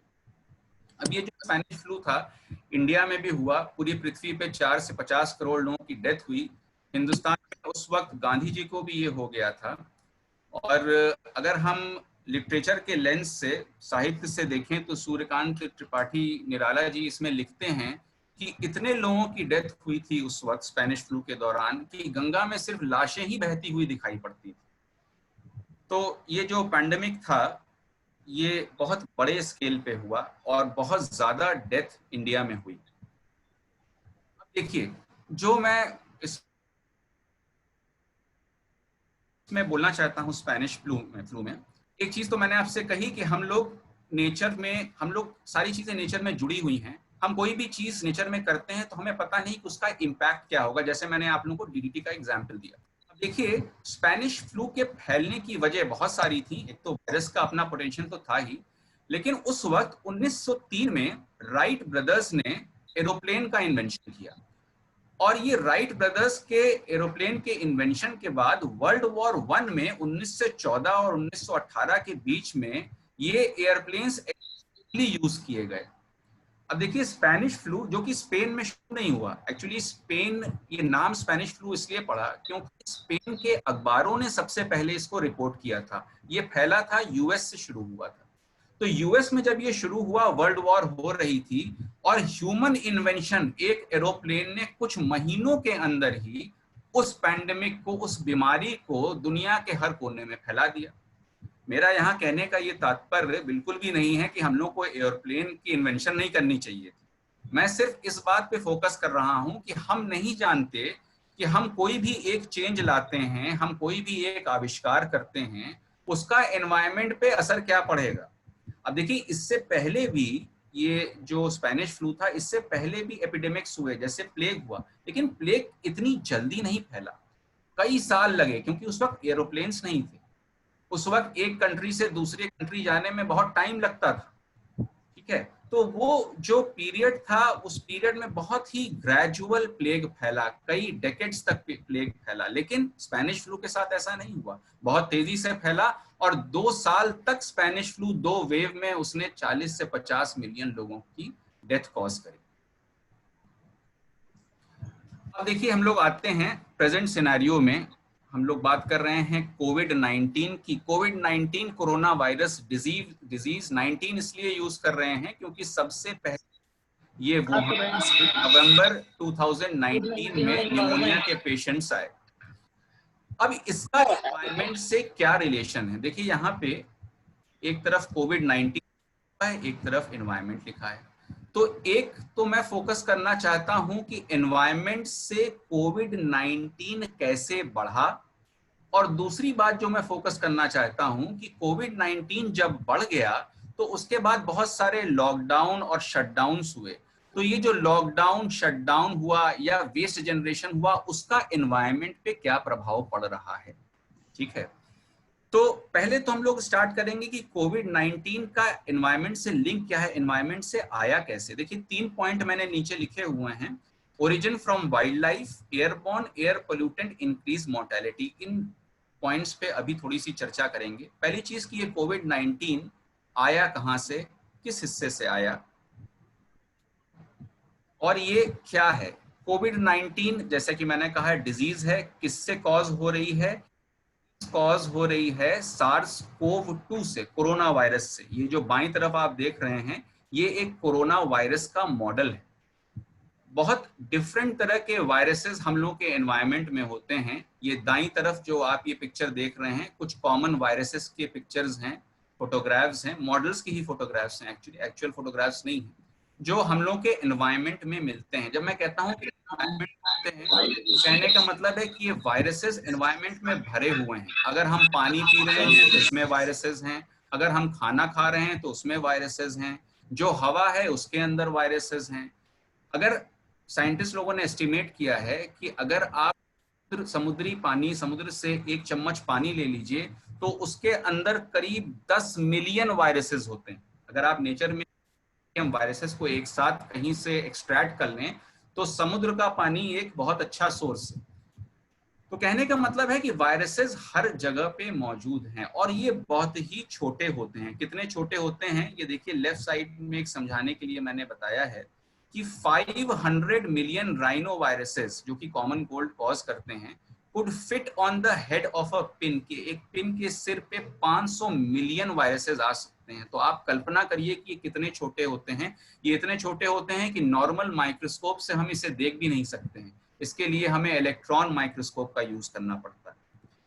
अच्छा, तो ये भी कभी कभी एक क्वेश्चन लोग मुझसे पूछते हैं कि ये इतने वायरसेस इतने छोटे होते हैं, आपने बताया कि एक पिन के हेड पे 500 मिलियन आ जाते हैं, तो ये जो मास्क का यूज है, ये मास्क हम लोग को बचाता कैसे है इतने छोटे वायरसेस से। अगर आप मास्क की बुनाई के बारे में सोचिए कि उसके अंदर जो रेशे होंगे तो क्या वो इतने महीन होंगे कि वो इतने छोटे वायरसेस को रोक पाए। तो मैं उनसे कहता हूं कि नहीं, ये जो वायरस का स्प्रेड है ये एक अकेला वायरस जाके करता है। हवा में, एटमॉस्फेयर में कुछ चीजें होती हैं एरोसॉल्स, तो एक एरोसॉल के ऊपर मिलियंस ऑफ वायरसेस चिपकते हैं और वो एरोसॉल्स जाके फिर इंसान के अंदर घुसता है। तो जो होते हैं बेसिकली ये उन पार्टिकल्स को, those particles which are laden, aerosol particles which are viruses, उनको ये रोक देता है मास्क, तो इसलिए उसकी इंपॉर्टेंस है। तो ये तो हो गई वायरस की बात। दूसरी चीज, जब भी वायरसेस का नाम आता है तो ऐसा लगता है कि वायरस मतलब बीमारी, उसका पर्यायवाची लगता है, लेकिन ऐसा नहीं है कि वायरसेस सिर्फ बीमारी ही कॉज करते हैं। अब साइंटिस्ट इसके ऊपर बात कर रहे हैं, एक शब्द है वायरोम। अगर ह्यूमन बॉडी को देखा जाए तो ऐसा कोई शरीर का हिस्सा नहीं है जहां पे कि वायरसेस नहीं है, फिर भी ह्यूमन बॉडी हेल्दी रहती है। रिसेंट रिसर्चेस तो अब वायरल जो बैक्टीरियोफाजेस होते हैं, एक तरह के वायरस होते हैं जो बैक्टीरिया को मारते हैं, तो आजकल की रिसर्चेस कह रही हैं कि ह्यूमन इंटेस्टाइन में ये बैक्टीरियोफाजेस मिलते हैं और ह्यूमन इंटेस्टाइन में जो ऐसे पैथोजेनिक बैक्टीरिया हैं जो बीमारी कॉज करते हैं इंसान, ये बैक्टीरियोफाजेस उन बैक्टीरिया को मारते हैं, उनको किल करते हैं, उनकी लाइसिस करते हैं। तो कहने का मतलब ये है कि ये वायरसेस जो हैं सिर्फ बीमारी नहीं कॉज करते, दे आर हेल्पफुल ऑल्सो। लेकिन अभी जो प्रॉब्लम है हम लोगों को, वो एक बड़ी मेजर प्रॉब्लम वायरस से है और वो पैंडेमिक के बारे में हम लोग सब जानते हैं। अब वो पैंडेमिक आया कहाँ से, अब फिर मैं बात करूंगा एनवायरमेंट कोविड लिंकेज की। अब कहाँ से आया, फिर एनवायरमेंटल एक्सप्लॉयटेशन से आया। हम लोगों ने क्या एक्सप्लॉयट किया, हम लोगों ने वाइल्ड लाइफ को एक्सप्लॉयट किया। हम लोगों से मेरा मतलब है हम लोग के देश में तो ये चीज नहीं होती है, लेकिन चाइना में और बहुत सारे साउथ एशियन कंट्रीज में वाइल्ड लाइफ को कंज्यूम किया जाता है, उसको खाया जाता है। अब देखिए ये एथिकली गलत इसलिए है कि अगर मान लीजिए ऐसी सिचुएशन हो कि जहाँ पे भोजन पर्याप्त मात्रा में ना मिलता हो, रेगिस्तान हो जहाँ एग्रीकल्चर प्रैक्टिस नहीं किया जा सकता हो, वहां तो चलिए एक बार मान भी लिया जाए कि इंसान अपने सर्वाइवल के लिए काम करता है। लेकिन अब चाइना जैसा देश जहां पे एक्सटेंसिव एग्रीकल्चर प्रैक्टिसेस होती हैं, वहां पे इस तरीके का बायोडाइवर्सिटी का इस्तेमाल, जिसको कि जैसे जो consumption of wildlife meat है, जिसको कि हम लोग वेट मार्केट्स कहते हैं। यहाँ फोटोग्राफ देखिए तो बाईं तरफ ये बैट्स हैं, कि दाईं तरफ आप देख सकते हैं कि ये मोर को, पीकॉक्स को लेके जा रहे हैं। बैट सूप यूज किया वहां पे, जो कि शुरू में आया था कि कोरोना का जो ट्रांसफर हुआ है वो बैट से आया है कोरोना वायरस। बैट जो है वो प्राइमरी होस्ट है, और पैंगोलिन, जिसकी ये फोटोग्राफ आप देख रहे हैं सेंटर में, ये पैंगोलिन जो है वो सेकेंडरी होस्ट। तो अब देखिए वाइल्ड एनिमल्स के अंदर कितने तरीके के वायरसेस हैं हम लोग नहीं जानते। जब हम उसको कंज्यूम करना शुरू करते हैं तो अब वो कंज्यूम करने के बाद हमारी बॉडी पे वो क्या इम्पैक्ट दिखाएगा ये भी हमें नहीं पता। तो इसका एक बहुत अच्छा एग्जाम्पल आप लोगों ने देखा ही, कोविड-19 पूरी दुनिया ने देखा। अब ऐसा नहीं है कि ये वेट मार्केट जो है नई है, ये हमेशा से चल रही हैं, और कई बार ये मुद्दे उठते हैं कि इन वेट मार्केट्स को बंद कर देना चाहिए। जैसे फॉर एग्जाम्पल हम लोग एड्स की 1980s में एड्स शुरू हुआ, तो जब 1980s में एड्स एपिडेमिक, जब उसकी महामारी फैली तो उसके ओरिजिन को ट्रेस करने की कोशिश की गई कि एड्स का वायरस आया कहाँ से। तो साइंटिस्ट ने बताया कि ये अफ्रीका में बुश मीट, जहां पे गोरिल्ला और चिंपैंजीज को मारा जाता है और उनको खाया जाता है, वायरस एक्चुअली बुश मीट से आया। तो जब ये 1980 में बात हुई तो तब भी एक बड़ा फ्यूरोर मचा पूरी दुनिया में कि नहीं भाई, इस तरह के जो वाइल्ड लाइफ मार्केट से उनको रोक दिया जाना चाहिए। लेकिन फिर धीरे धीरे जैसे टाइम पास होता है हम लोग भूल जाते हैं, हम लोग भूल गए। सार्स ले लीजिए, इबोला ले लीजिए, सारे वायरसेस के ओरिजिन वाइल्ड लाइफ से हैं। वाइल्ड लाइफ जो कि नेचर का एक बहुत ही इंटीग्रल हिस्सा है। तो फिर वही बात कहूंगा, नेचर का एक्सप्लॉयटेशन एक गलत तरीके से which has led to so many different types of epidemics and pandemics। आज चाइना ने बैन्स कर दिए, अपना लेजिस्लेशन चेंज कर दिया क्योंकि वर्ल्ड की स्पॉटलाइट इस पे चली गई। हम लोग जब इससे बाहर निकलेंगे, हो सकता है 2 साल 4 साल बाद फिर चीजें धीरी पड़ जाएंगी, जैसा कि अभी तक होता आया है, और उसके बाद फिर से ये मैटर शुरू हो, इस तरह के वेट मार्केट्स आने लगेंगे। तो अनटिल अनलेस एक ऐसा कोई नियम, एक ऐसा कोई कानून जो कि इन वेट मार्केट्स को कंट्रोल करे, वो इन्फेक्शियस डिजीजेस हम लोगों को देते ही रहेंगे। अब देखिए पॉजिटिव साइड, ये तो वाइल्ड लाइफ का नेगेटिव साइड मैंने बात करी कि वाइल्ड लाइफ से आया, ह्यूमंस ने जो वाइल्ड लाइफ को खाया, उनको कंज्यूम किया। पॉजिटिव साइड क्या हुआ, ये जो कोविड पैंडेमिक हुआ, तो कोविड पैंडेमिक ने it brought the world to a standstill. दुनिया एकदम से रुक गई। क्यों रुक गई? इसलिए रुक गई कि और लॉकडाउन ज्यादातर कंट्रीज में इंप्लीमेंट किए जाने लगे, तो सारे इंसान अपने घर के अंदर घुस गए, वापस आ गए। जब वो वापस आ गए तो जो नेचुरल लाइफ है, जो वाइल्ड लाइफ है, उनको मौका मिला कि उन एरियाज में वेंचर कर पाए, उन एरियाज में जा पाए जहां की ह्यूमन पॉपुलेशन, जिसकी वजह से वो नहीं जा पाते। तो बहुत सारी फोटोग्राफ्स दुनिया भर से आई जिसमें कि हम लोगों ने देखा कि वाइल्ड लाइफ जो है वो ह्यूमन एरियाज में आ गई, उसके अंदर आ गई। ये कुछ फोटोग्राफ्स हैं, ये देहरादून की फोटोग्राफ है नीचे, ये दिल्ली की फोटोग्राफ है, ये यूएस की फोटोग्राफ है। अगेन न्यूयॉर्क से भी फोटोग्राफ्स आई थी, रकून्स की, इवन सी लायंस समुद्र से बाहर निकल के अर्जेंटीना के पास दिखाई पड़े। ये भी बड़ी वेलकम फोटोग्राफ्स, काफी पॉपुलर हुई मीडिया में। से फोटोग्राफ्स आई सिक्का डियर की, जो कि एंडेंजर्ड स्पीशीज मानी जाती है, वो भी रोड के ऊपर दिखाई पड़ी। गोट्स दिखाई पड़े नॉर्थ वेल्स में, यूके के पास। तो ये सारी चीजें हुई। तो कहने का मतलब है कि वाइल्ड लाइफ को अगर हम इसको देखें तो 2 तरीके से देख सकते हैं। एक इम्पैक्ट ये वाइल्ड लाइफ का कि वाइल्ड लाइफ से ये वायरस आया, और दूसरा ये कि कोविड-19 पैंडेमिक फैला, दुनिया रुकी, तो वाइल्ड लाइफ को सांस लेने का मौका मिला। और ऐसा साइंटिस्ट अब मान रहे हैं कि ये जो इतना पीरियड है लाइफ के लिए अच्छा भी हो सकता है और बुरा भी। बुरा इस सेंस में कि जब ये लॉकडाउन और शटडाउन हुआ तो पोचिंग की, हंटिंग की, ये वाइल्ड लाइफ का बहुत ज्यादा रिपोर्ट्स दुनिया के अलग अलग कोनों से आई। इंडिया में भी बहुत ज्यादा हंटिंग वाइल्ड लाइफ बढ़ी। क्यों बढ़ी? क्योंकि जो भी हम लोग के पास रिसोर्सेस थे, जो गवर्नमेंट के पास रिसोर्सेस थे, वो पैंडेमिक कंट्रोल में लगे हुए थे। पेट्रोलिंग उस तरीके से पुलिस की और वन विभाग की नहीं हो पा रही थी, तो कई जगहों पे पोचिंग के रिपोर्ट्स आए, हंटिंग के, वाइल्ड लाइफ के रिपोर्ट्स आए। ये एक नेगेटिव फीचर है, और ऐसा साइंटिस्ट मानते हैं कि जब तक ये कोरोना वायरस ऐसे ही बढ़ता रहेगा और जब तक सरकारें कोरोना वायरस को कंट्रोल करने के लिए फोकस करती रहेंगी, तब तक ये प्रॉब्लम बढ़ती रहेगी। लेकिन साथ में साइंटिस्ट ये भी कहते हैं कि वाइल्ड लाइफ में, अब जैसे टूरिज्म इंडस्ट्री है, टूरिज्म इंडस्ट्री में बड़ा असर पड़ा। मानते हैं कि 80 से 90% टूरिज्म इंडस्ट्री से जो रिलेटेड जॉब्स थे वो चले गए। लेकिन ये तो चलिए एक नेगेटिव एस्पेक्ट हुआ। एनिमल्स के लिए एक पॉजिटिव एस्पेक्ट ये हुआ कि ये जो टूरिस्ट थे उनकी वजह से बहुत डिस्टरबेंस होता था नेचुरल हैबिटेट्स में। तो जब आप टूरिस्ट नहीं जाएंगे तो साइंटिस्ट ऐसा मान, एनिमल्स की फिजियोलॉजी, उनका बिहेवियर, उनका रिप्रोडक्शन, ये सारी चीजें एनहांस होंगी, ये सारी चीजें बेटर हो जाएंगी। तो कोविड-19 का बायोडायवर्सिटी, वाइल्ड लाइफ के साथ पॉजिटिव और नेगेटिव इम्पैक्ट दोनों देखने में आया। फिर दूसरी बात जब हम करते हैं कोविड-19 और एयर पोल्यूशन की, जैसा कि मैंने आपसे बताया कि कोविड-19 हुआ, वर्ल्ड पॉज हुआ, human activities, modern human activities एकदम से रुक गई।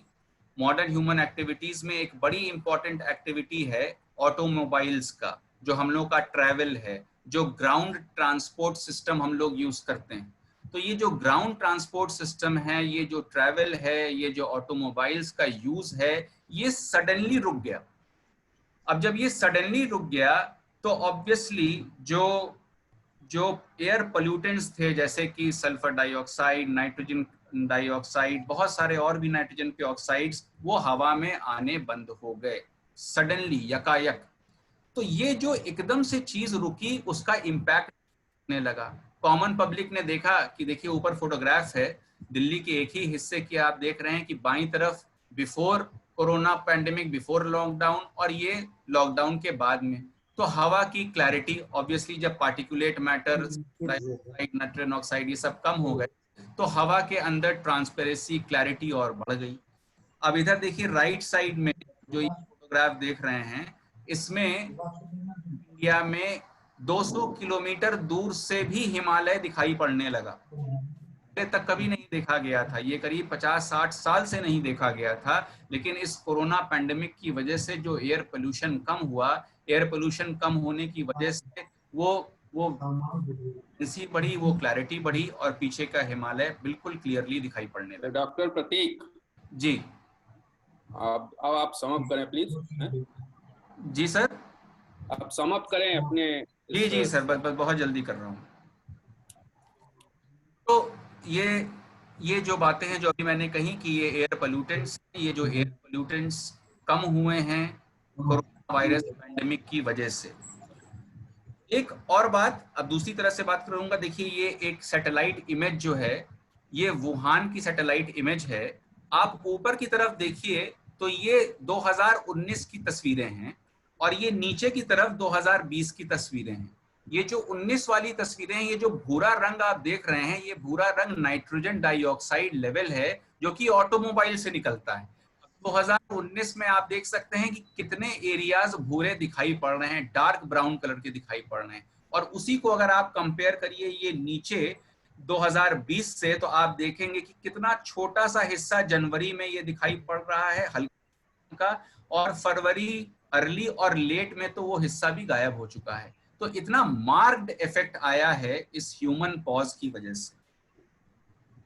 बस इसमें एक चीज और ऐड करना चाहूंगा कि ये तो ह्यूमन पॉज का, जो पॉज बटन हम लोगों ने दबाया उसका एयर पोल्यूटेंट पे इम्पैक्ट पड़ा। ये जो फिगर है सामने, अब रिसर्चेस आ रही हैं कि जिन जिन एरिया में एयर पोल्यूशन ज्यादा है वहां पे कोविड-19 के पेशेंट्स की ज्यादा डेथ हुई है। ऐसा यूरोप में देखा गया है, ऐसा चाइना में देखा गया है। कुछ जगह जहां पे बहुत ज्यादा पोल्यूशन था वहां पे कोविड-19 डेथ रेट भी बहुत हाई है। तो कहने का मतलब ये है, फिर से वही बात कहूंगा कि कोविड-19 क्योंकि हम लोग के लंग्स को, हम लोग के फेफड़ों को असर कर रहा है, इसलिए जो एयर पोल्यूटेंट्स हैं वो भी हम लोग को पता है कि डिफरेंट तरह की बीमारियां कॉज करते हैं। तो जहां पे पोल्यूशन ज्यादा है वहां पे फेफड़े, वहां पे कमजोर हैं और कोविड-19 में ज्यादा डेथ्स हो रही हैं। कुछ और तस्वीरें, अब देखिए ये तो एटमॉस्फेयर की बात हो गई। अब हम वाटर पोल्यूशन की बात करेंगे। तो वाटर पोल्यूशन में भी जैसे ही कोविड-19 पैंडेमिक आया, वैसे ही बड़ी बड़ी इंडस्ट्रीज शट डाउन हो गई। जब इंडस्ट्रीज रुक गई तो देखिए डोमेस्टिक वेस्ट जो घर घर से निकल रहा था वो तो नदियों में जा ही रहा था, ट्रीटमेंट होने के बाद ठीक से जाए या ना जाए लेकिन नदियों में जा रहा था, लेकिन जो इंडस्ट्रियल वेस्ट था वो रुक गया। तो अब देखिए ये तस्वीरें हैं यमुना की before lockdown and after lockdown, एक पर्टिकुलर एरिया में ली गई। तो आप देख सकते हैं कि बाई तरफ कितना सारा फ्रॉथ, कितना सारा फोम जनरेट हुआ, और इंडस्ट्रियल जब इंडस्ट्रीज रुकी तो उसके बाद कितनी क्लैरिटी आ गई उस पर्टिकुलर हिस्से में। तो कहने का मतलब ये है, ये एक्चुअली चीजें हम लोगों को ये समझाती हैं कि जो ह्यूमन इम्पैक्ट है वो कितना ज्यादा है, लेकिन अगर हम थोड़े समय के लिए भी अपनी मॉडर्न एक्टिविटीज को चेक करते हैं, रोकते हैं, तो रिजल्ट्स हमारे पास कितनी जल्दी आ जाते हैं। तो अब इसके बाद ये देखिए गंगा का भी पानी जो है वो, गंगा की भी वाटर क्वालिटी जो है वो इम्प्रूव हुई है, आया है। वेनिस में भी इस तरीके की रिपोर्ट्स आई, वेनिस के अंदर जो कनाल्स थी वो बिल्कुल क्लियर हो गई, बिल्कुल साफ हो गई। और अब बस लास्ट पार्ट इस पे डिस्कस करूंगा, कोविड-19 के साथ वेस्ट मैनेजमेंट का। दो बातें इसमें हैं कि एक तो कोविड-19 जो फैला उसमें हम लोगों ने बहुत सारे मास्क का इस्तेमाल करना, बहुत सारा वेस्ट जो कि प्लास्टिक वेस्ट जनरेट होगा। अब ये आगे प्रॉब्लम, बहुत बड़ी प्रॉब्लम खड़ी करने जा रहा है ह्यूमैनिटी के लिए, क्योंकि वेस्ट का जनरेशन बहुत ज्यादा बढ़ गया है, खासतौर से मेडिकल वेस्ट का। हालांकि साइंटिस्ट ये भी कह रहे हैं कि जो कमर्शियल एक्टिविटीज रुकी हैं उसकी वजह से वेस्ट का जनरेशन कम भी हुआ है, लेकिन साइंटिस्ट ऐसा मानते हैं क्योंकि अब लंबे समय तक कोरोना वायरस रहेगा तो is going to be a problematic thing. और लास्ट चीज इसमें यह है कि वेस्ट जनरेशन में जब हम बात करते हैं तो अब ये कुछ रिपोर्ट्स ऐसी भी आ रही हैं कि वेस्ट के थ्रू भी कोरोना वायरस है। कहने का मतलब ये है कि जो वेस्ट नदियों में जा रहा है, नदी में पानी के थ्रू, अब वो कितना आगे मटेरियलाइज करेगा ये कहना मुश्किल है, लेकिन वो जो वायरस अगर पानी में जाके पानी के थ्रू फैलेगा तो केसेस बढ़ेंगे।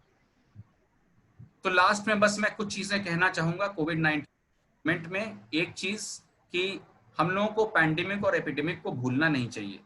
1918 में स्पेनिश फ्लू हुआ, बहुत जल्दी भूल गए। हम लोगों को वर्ल्ड वॉर याद है, हम लोगों को बाकी की हम लोग बात करते हैं, हम लोग पैंडेमिक को भूल जाते हैं। ऐसे ही हम लोग सार्स के बारे में भूल गए, इसलिए भूले कि सार्स उस स्केल पे पहुंचा नहीं, उतने मैग्नीट्यूड पे पहुंचा नहीं, लेकिन अगर वो सार्स भी बढ़ जाता तो आज हम लोग उसी स्टेट में होते। फिर एनवायरमेंटल इम्पैक्ट्स जो हैं, हम लोग अभी तो देख रहे हैं कि चेंजेस हैं, लेकिन इन चेंजेस को अगर हम लोग को खत्म करना है, ठीक करना है, तो हम लोग के लिए लॉन्ग टर्म स्ट्रेटजीज हम लोग की जरूरत पड़ेंगी। और तीसरी चीज जो इम्पोर्टेंट है, कोविड पैंडेमिक ने हमें ये बताया है कि हम लोग कितने कम में रह सकते हैं। हम लोग को ऐसा लगता था पहले कि हम लोग की नीड्स बहुत सारी ज्यादा बढ़ती चली जा रही हैं। अब वो जो ह्यूमन साइकी पे इस पैंडेमिक ने असर डाला है वो ये है कि हम लोग कम चीजों में भी जीवन निर्वाह किया जा सकता है। हम लोग इकोलॉजिकली एक ग्लोबली एक इकोसिस्टम का हिस्सा हैं और हमको उसी में फिट होना है। ये बाकी रोल ऑफ एनजीओज हैं जिसपे कि आप लोगों ने काफी डिस्कस किया है, तो इस पे नहीं बोलूंगा। Thank you sir. Thank you sir. Thank you doctor Pratik. आपने अपने रिसर्च का और अपने अनुभव का लाभ हम लोगों को बहुत अच्छी तरह से दिया, प्रैक्टिकली और थ्योरेटिकली दोनों हम लोगों को समझाया। आपने जो मुख्य बात कही है कि वो exploitation of natural resources and wild life, जिसने कि इस पेंडेमिक को जन्म दिया है जी। आपका कहना ये सही है कि हम लोग 1918 के स्पेनिश फ्लू को भूल चुके और उसका ये परिणाम आज भुगत रहे हैं। आपने गुड बैक्टीरिया, बैड बैक्टीरिया और गुड वायरस, बैड वायरस की भी बात कही, और सबसे महत्वपूर्ण बात जो आपने अंत में कही वो वेस्ट मैनेजमेंट। इसके लिए हम लोगों को तत्पर होना होगा जिससे कि भविष्य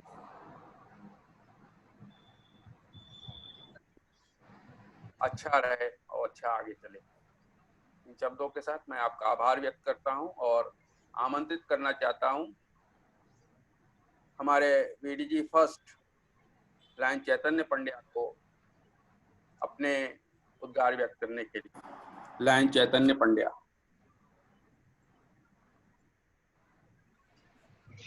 धन्यवाद नरेंद्र भैया। आज के हमारे मीटिंग्स के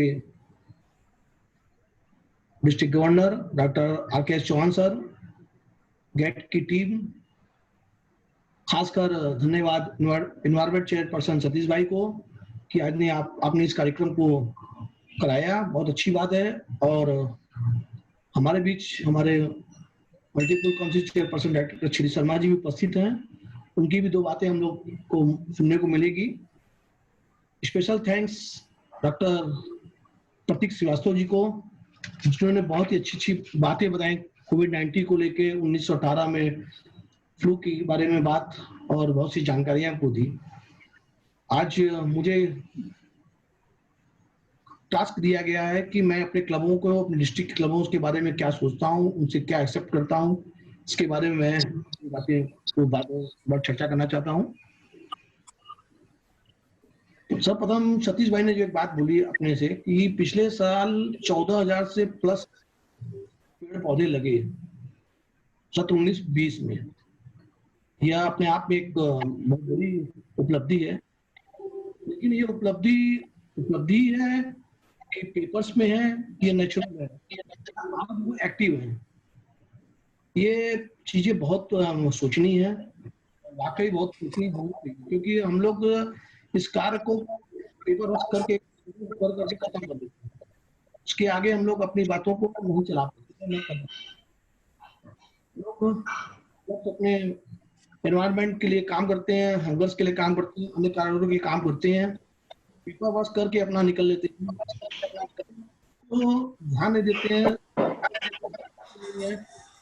केवल डिस्ट्रिक्ट में एक कार्यक्रम दिखाने के लिए, रिसोर्स बनाने के लिए और उसको आगे बढ़ाने के लिए करते हैं।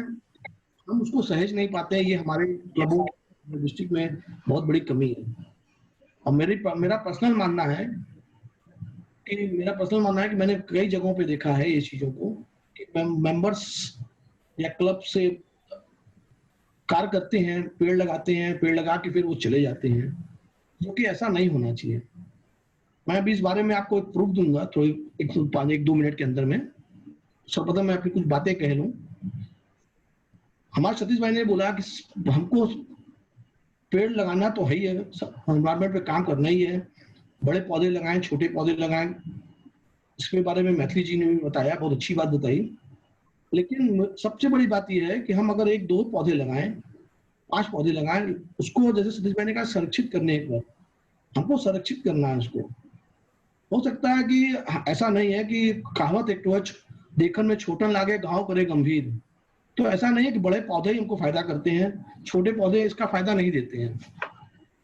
हमें इस बात को विशेष ध्यान रखना है कि कौन पौधा किस पे कब हमारे लिए फायदेमंद होता है, कौन चीज क्या है हमारे लिए फायदेमंद होती है। अगर आपसे कहा जाए कि आप घर के बाहर पीपल का पेड़ लगा दिया जाए तो आप उस पर नहीं ध्यान देंगे, और बरगद का पेड़ लगा दिया जाए नहीं ध्यान देंगे, लेकिन वो बहुत फायदेमंद है। तो उस चीज को हम एक्सेप्ट करें कि जो चीज हमारे से पॉसिबल हो। हाँ, ये है कि अगर हम लोग पीपल का पेड़ पेड़, बरगद का और अन्य प्रकार के पेड़ जो बहुत फायदा देते हैं हमको, उसको हम लोग कोशिश करें ऐसे एरिया में लगाएं जहाँ पे हमको कोई परेशानी ना हो, आवागमन में परेशानी ना हो, हमारे नेबरहुड रूट्स को परेशानी ना हो, उस पर ज्यादा ध्यान दें। हमारा ये अनुभव है कि पेड़ अपने गमलों में लगाएं, गमले अच्छे आए, बड़े बड़े गमले आते हैं, बड़े गमले लगाएं, उसमें छोटे छोटे पौधे फल के लगाएं। आपको बड़ी जान खुशी होगी कि आज के डेट में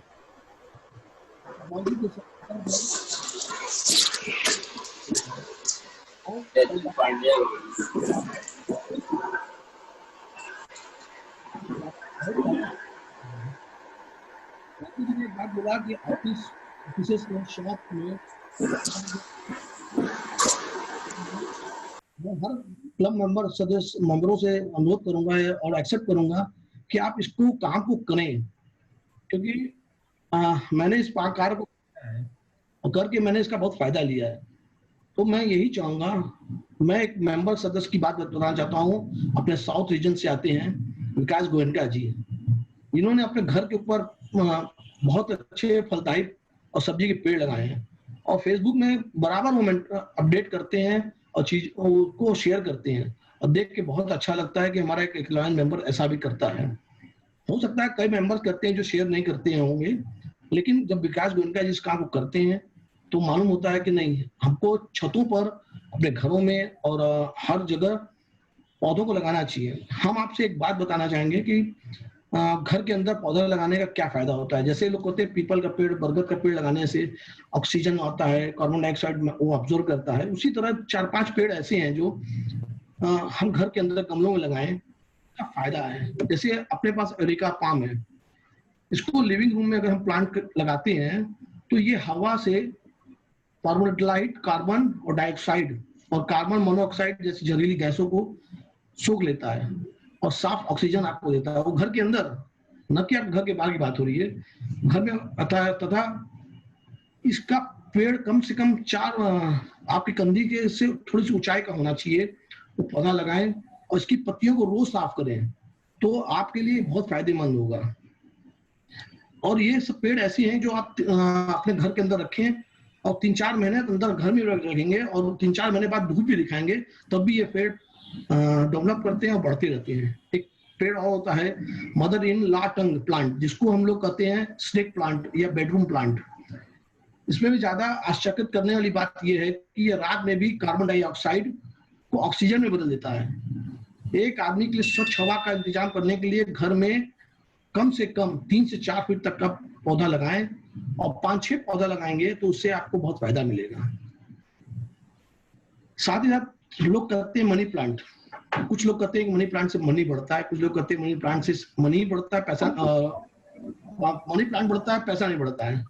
इस प्लांट के बारे में बहुत से लोग ये सोचते हैं जो प्रत्यक्ष रूप में सही नहीं है। हालांकि अप्रत्यक्ष रूप में ये जरूर चीजों को है कि इसमें इसकी हवा में केमिकल टॉक्सिक साफ करने की फ्रेश हवा वायुमंडल में छोड़ता है, जिससे हमारा स्वास्थ्य एकदम ठीक रहता है। हम कम बीमार पड़ते हैं, इसका चांस कम रहता है, डॉक्टर के पास जाने की जरूरत नहीं पड़ती है। इसी कारण से लोग इसको, जो उसका डॉक्टर पर न जाके हमारा जो पैसे खर्च कम होते हैं, उसको पैसे जो बच जाते हैं उसी से लोग सोचते हैं कि ये मनी प्लांट पैसा बढ़ाता है। एक पेड़ और पौधा होता है जो गोल्डन पोथोस के नाम है।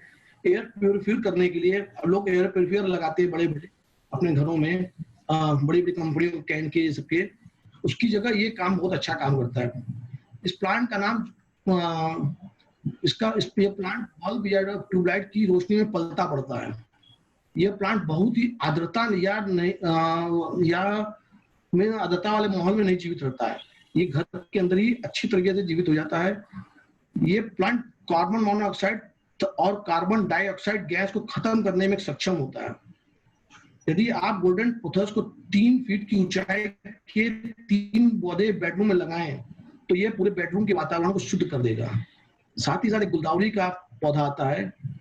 ये पौधा खूबसूरत फूलों के साथ भी जाना जाता है कि इंडोर पॉल्यूशन के खिलाफ सबसे कारागार भी है यह, तथा 5 तरह के वायुमंडल फॉर्मल्डिहाइड, बेंजीन, टेक्सोलोथिन, अमोनिया को रोकता है।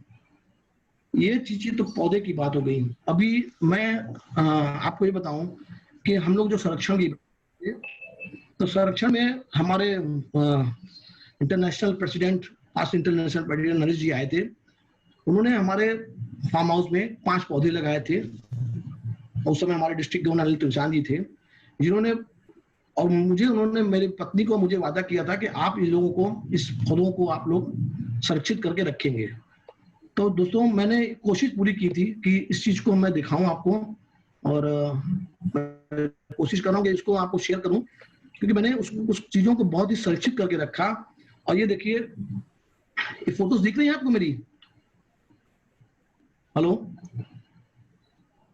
अभी नहीं आ रही आ गई आगे ना। तो ये हमारे पास इंटरनेशनल में ये पौधे को बहुत 2 फीट का पौधा था। जब उन्होंने इसको पौधारोपण किया था आज से 4 वर्ष पूर्व, मैंने उसको संरक्षित करते हुए आज ये 8 से 9 फीट का पौधा हो चुका है। और हमारे और भी बाकी जो हमारे डिस्ट्रिक्ट गवर्नर अनिल तुचान जी थे उस समय, और BMC first vice district governor थे, इन सभी लोगों ने इस पौधों को वहाँ पे संरक्षित किया था। तो ये फायदा हम लोग ने लिया। आज पौधा हमारे उस टाइम में लगाया गया था, उस 5 पौधों को हम लोग ने संरक्षित करके बढ़ाया। तो मेरा यही कहना है सारे क्लबों से और सभी सदस्यों से मानना है कि केवल खाना पूर्ति न करें और घर के अंदर गमलों में भी पेड़ लगाएं, बाहर जगह मिलती हो, पार्क्स में हो, स्कूल में हो। अभी फिलहाल ही पिछले 1 अगस्त को हमारे गवर्नर साहब ने 1 जुलाई को हमारे गवर्नर साहब ने आह्वान किया था वृक्षारोपण के लिए।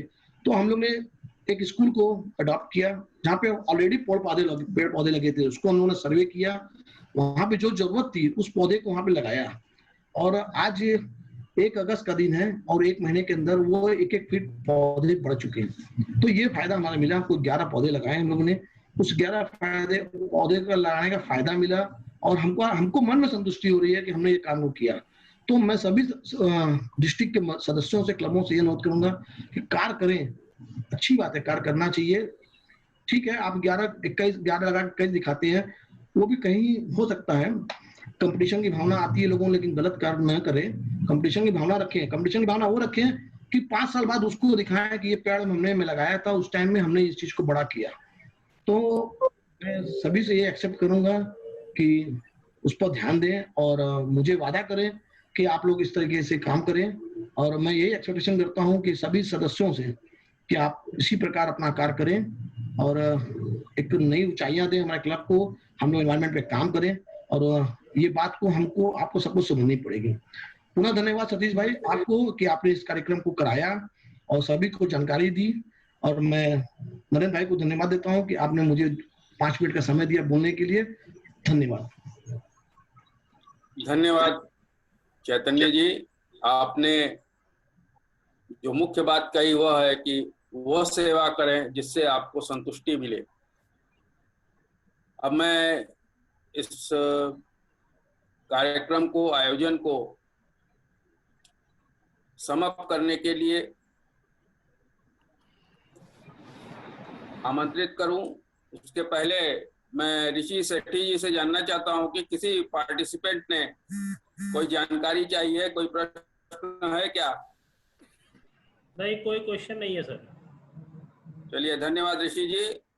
अब मैं इस पूरे आयोजन को, आज की कार्यवाही को समाप्त करने के लिए और धन्यवाद प्रकाश करने के लिए लायन सौरभ कांत जी, जो हमारे VDG 2 हैं, उनको आमंत्रित करता हूं। लायन सौरभ कांत जी। बहुत बहुत धन्यवाद लायन नरेंद्र मेहता जी, GST कोऑर्डिनेटर एवं आज के कन्वीनर। आज आपने बहुत ही सुंदर ढंग से, बड़ी सामयिक इस पर्यावरण पर सभा का आयोजन किया, उसके लिए आप बधाई के पात्र हैं। साथ ही सुंदर ढंग से जो आपने संचालन किया और बीच बीच में पर्यावरण से संबंधित जानकारियां जो हमारे वक्ताओं द्वारा छूटी उनको भी आपने कवर किया, वो भी बड़ी उल्लेखनीय और महत्वपूर्ण है। आज के हमारे presiding officer district governor doctor RKS Chauhan साहब, हमारे उप मंडलाध्यक्ष प्रथम lion Chetan Pandya ji, MCC lion doctor Kshitij Sharma ji, सभी डिग्नेटरीज और विशेष तौर से आज के हमारे वक्ता डॉक्टर प्रतीक श्रीवास्तव जी, लायन मैथिली सिंह जी और सभी उपस्थित सम्मानित हमारे लायन लीडर्स, लायन साथी।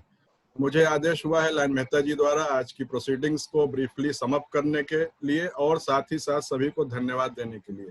तो मैं इसमें समाप्त भी करता चलूंगा और धन्यवाद भी देता चलूंगा। तो किसी प्रकार का प्रोटोकॉल का कोई व्यतिक्रम हो तो उसको आप अन्यथा ना लेंगे और मुझे उसके लिए क्षमा करेंगे। सबसे पहले तो मैंने जैसा नाम लिया, आदरणीय लायन मेहता जी, आपने बहुत ही सुंदर ढंग से संचालन किया, आज के कन्वीनर का कार्य आपने किया, साथ ही आपने इसका आयोजन भी किया आज की वर्कशॉप का जी हमारे पर्यावरण पर, और बीच बीच में बहुत सी अच्छी जानकारियां दी।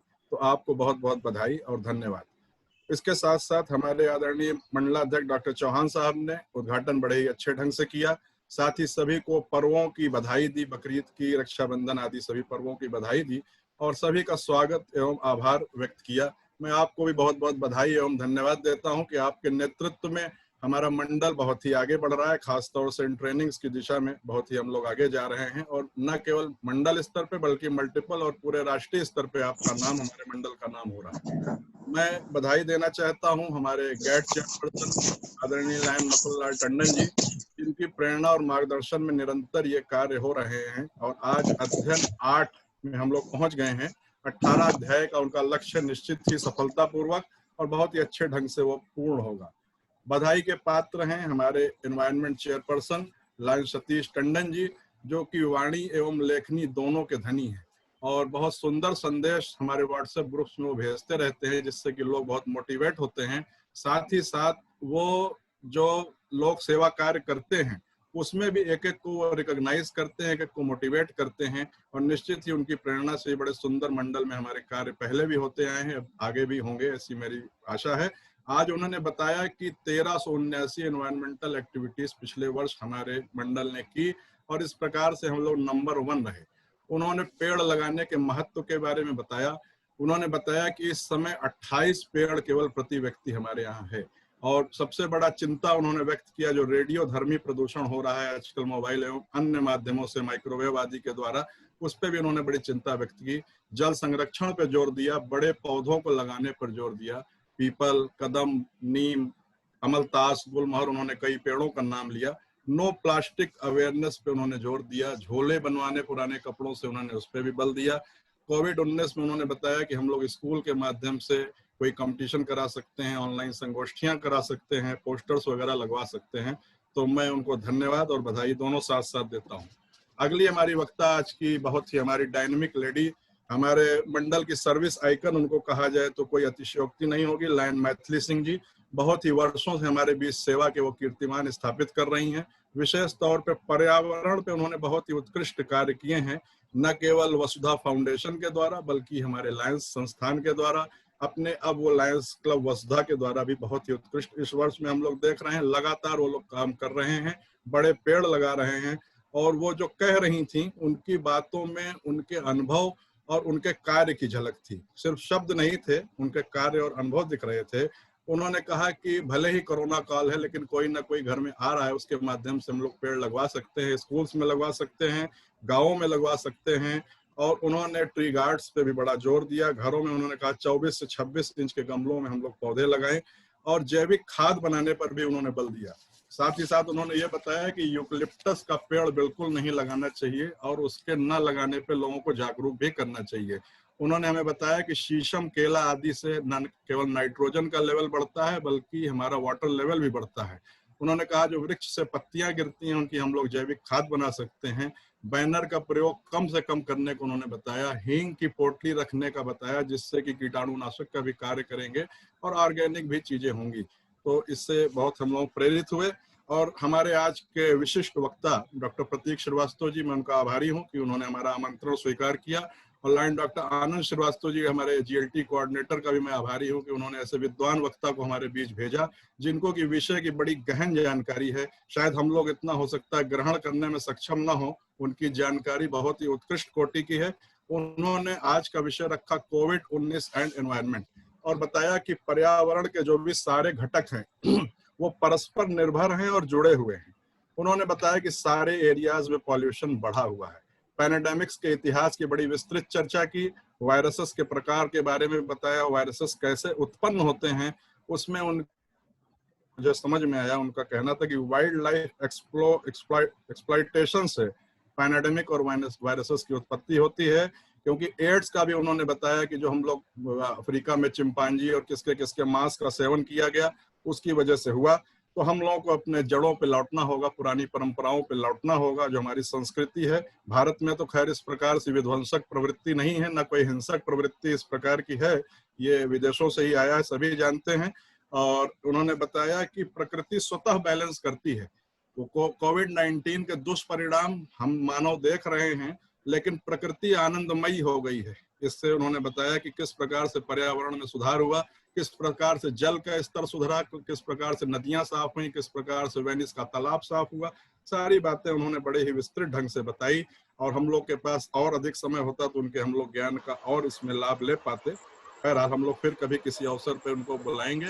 और मेरा इसमें एक ही कहना है कि प्रकृति से इंसान को खिलवाड़ नहीं करना चाहिए, क्योंकि एक टेढ़ी नज़र प्रकृति की अगर हो जाती है तो वो सुनामी ला देती है। एक टेढ़ी नज़र अगर प्रकृति की हो जाती है तो कोविड-19 ला देती है, वो सार्स ला देती है, वो स्पेनिश फ्लू ला देती है। लेकिन हम इंसान इतने खुदगर्ज हैं, इतने भुलक्कड़ प्रवृत्ति के हैं कि इन तकलीफों को बड़ी जल्दी भूल जाते हैं और फिर ऐसा समझते हैं कि हम ही सर्वोपरि हैं और ईश्वर कुछ नहीं है, प्रकृति कुछ नहीं है और जीव जंतु कुछ नहीं है। इंसान इस धरती पर सिर्फ अपना अधिकार समझता है, जबकि जितने भी योनियां हैं, जितने भी संसार में भगवान ने जिनको भेजा है, सबका इनकी धरोहर पे अधिकार है, सबको उसका अवसर प्राप्त होना चाहिए। ये मूल मंत्र है।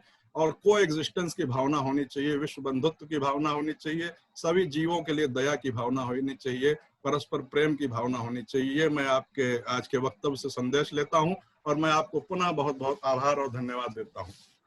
हमारे आज के जो उन्होंने समाप्त किया, ब्लेसिंग्स दी, हमारे फर्स्ट वाइस गवर्नर, उन्होंने बहुत अच्छी बातें बताई। उन्होंने बताया कि 14,000 पौधे पिछले वर्ष लगे, लेकिन साथ ही उन्होंने चिंता भी व्यक्त की। उन्होंने कहा कि सेवा को हमें वास्तविकता से जोड़ना होगा। हम ये देखें कि क्या हम कागज पे सेवा कर रहे हैं या वास्तव में सेवा कर रहे हैं। ये कह के उन्होंने एक बड़ा प्रश्न भी उठाया, हमारी सेवा पर, हमारे कार्यों पर बड़ा प्रश्न उठाया। तो आत्मचिंतन का समय है, मनन का समय है, विश्लेषण का समय है इस सारी बातों पर। उन्होंने वृक्ष संरक्षण पर ध्यान देने के लिए कहा और सबसे बड़ी महत्वपूर्ण बात उन्होंने बताई कि हम लोग घरों पे भी बड़े अच्छे अच्छे पौधे लगा सकते हैं जो कि पर्यावरण संरक्षण में बड़े सहायता करते हैं। अरिका पाम का नाम लिया उन्होंने, मनी प्लांट का नाम लिया। उन्होंने बड़ी सुंदर तस्वीरें भी दिखाई जो कि उनके फार्म हाउस बाबतपुर में विशिष्ट हमारे अतिथियों द्वारा, लैंड अतिथियों, लैंड नरेश जी, अन्य लोगों ने लगाई, जो कि आज पौधों का, बड़े पौधों का रूप ले ली। तो निश्चित ही आत्मसंतुष्टि होती है और हम लोग आपके इस मार्गदर्शन को जरूर साझा करेंगे हमारे क्लबों के साथ और प्रयास करेंगे कि हमारे क्लब आपकी सोच के अनुरूप कार्य कर सके। मैं आपको बहुत बहुत धन्यवाद देता हूँ। मेरा अपना मानना है कि जो हम लोगों को मुफ्त में मिलता है हम उसकी वैल्यू नहीं करते। जो ऑक्सीजन हमें मिल रहा है, अगर 2 मिनट के लिए भगवान इस ऑक्सीजन को बंद कर दें तो इस पृथ्वी पर पूरी सृष्टि का नाश हो जाएगा। ये ऑक्सीजन हमें लेने के लिए अस्पतालों में लाखों खर्च करना पड़ता है। आप कोविड के मरीजों से पूछिए उनको क्या खर्चा करना पड़ रहा है।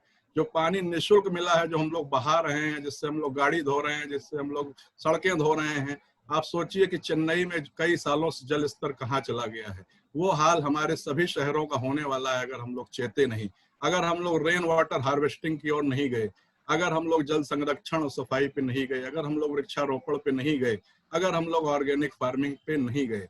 तो हमें आभार व्यक्त करना चाहिए जो भगवान ने हमको दिया है, जो प्रकृति ने हमको दिया है। हमारी एक एक सांस के लिए हम लोग को ऋणी होना चाहिए। और दुख में सुमरन सब करे, सुख में करे न कोय, सुख में सुमरन जो करे, दुख काहे को होए।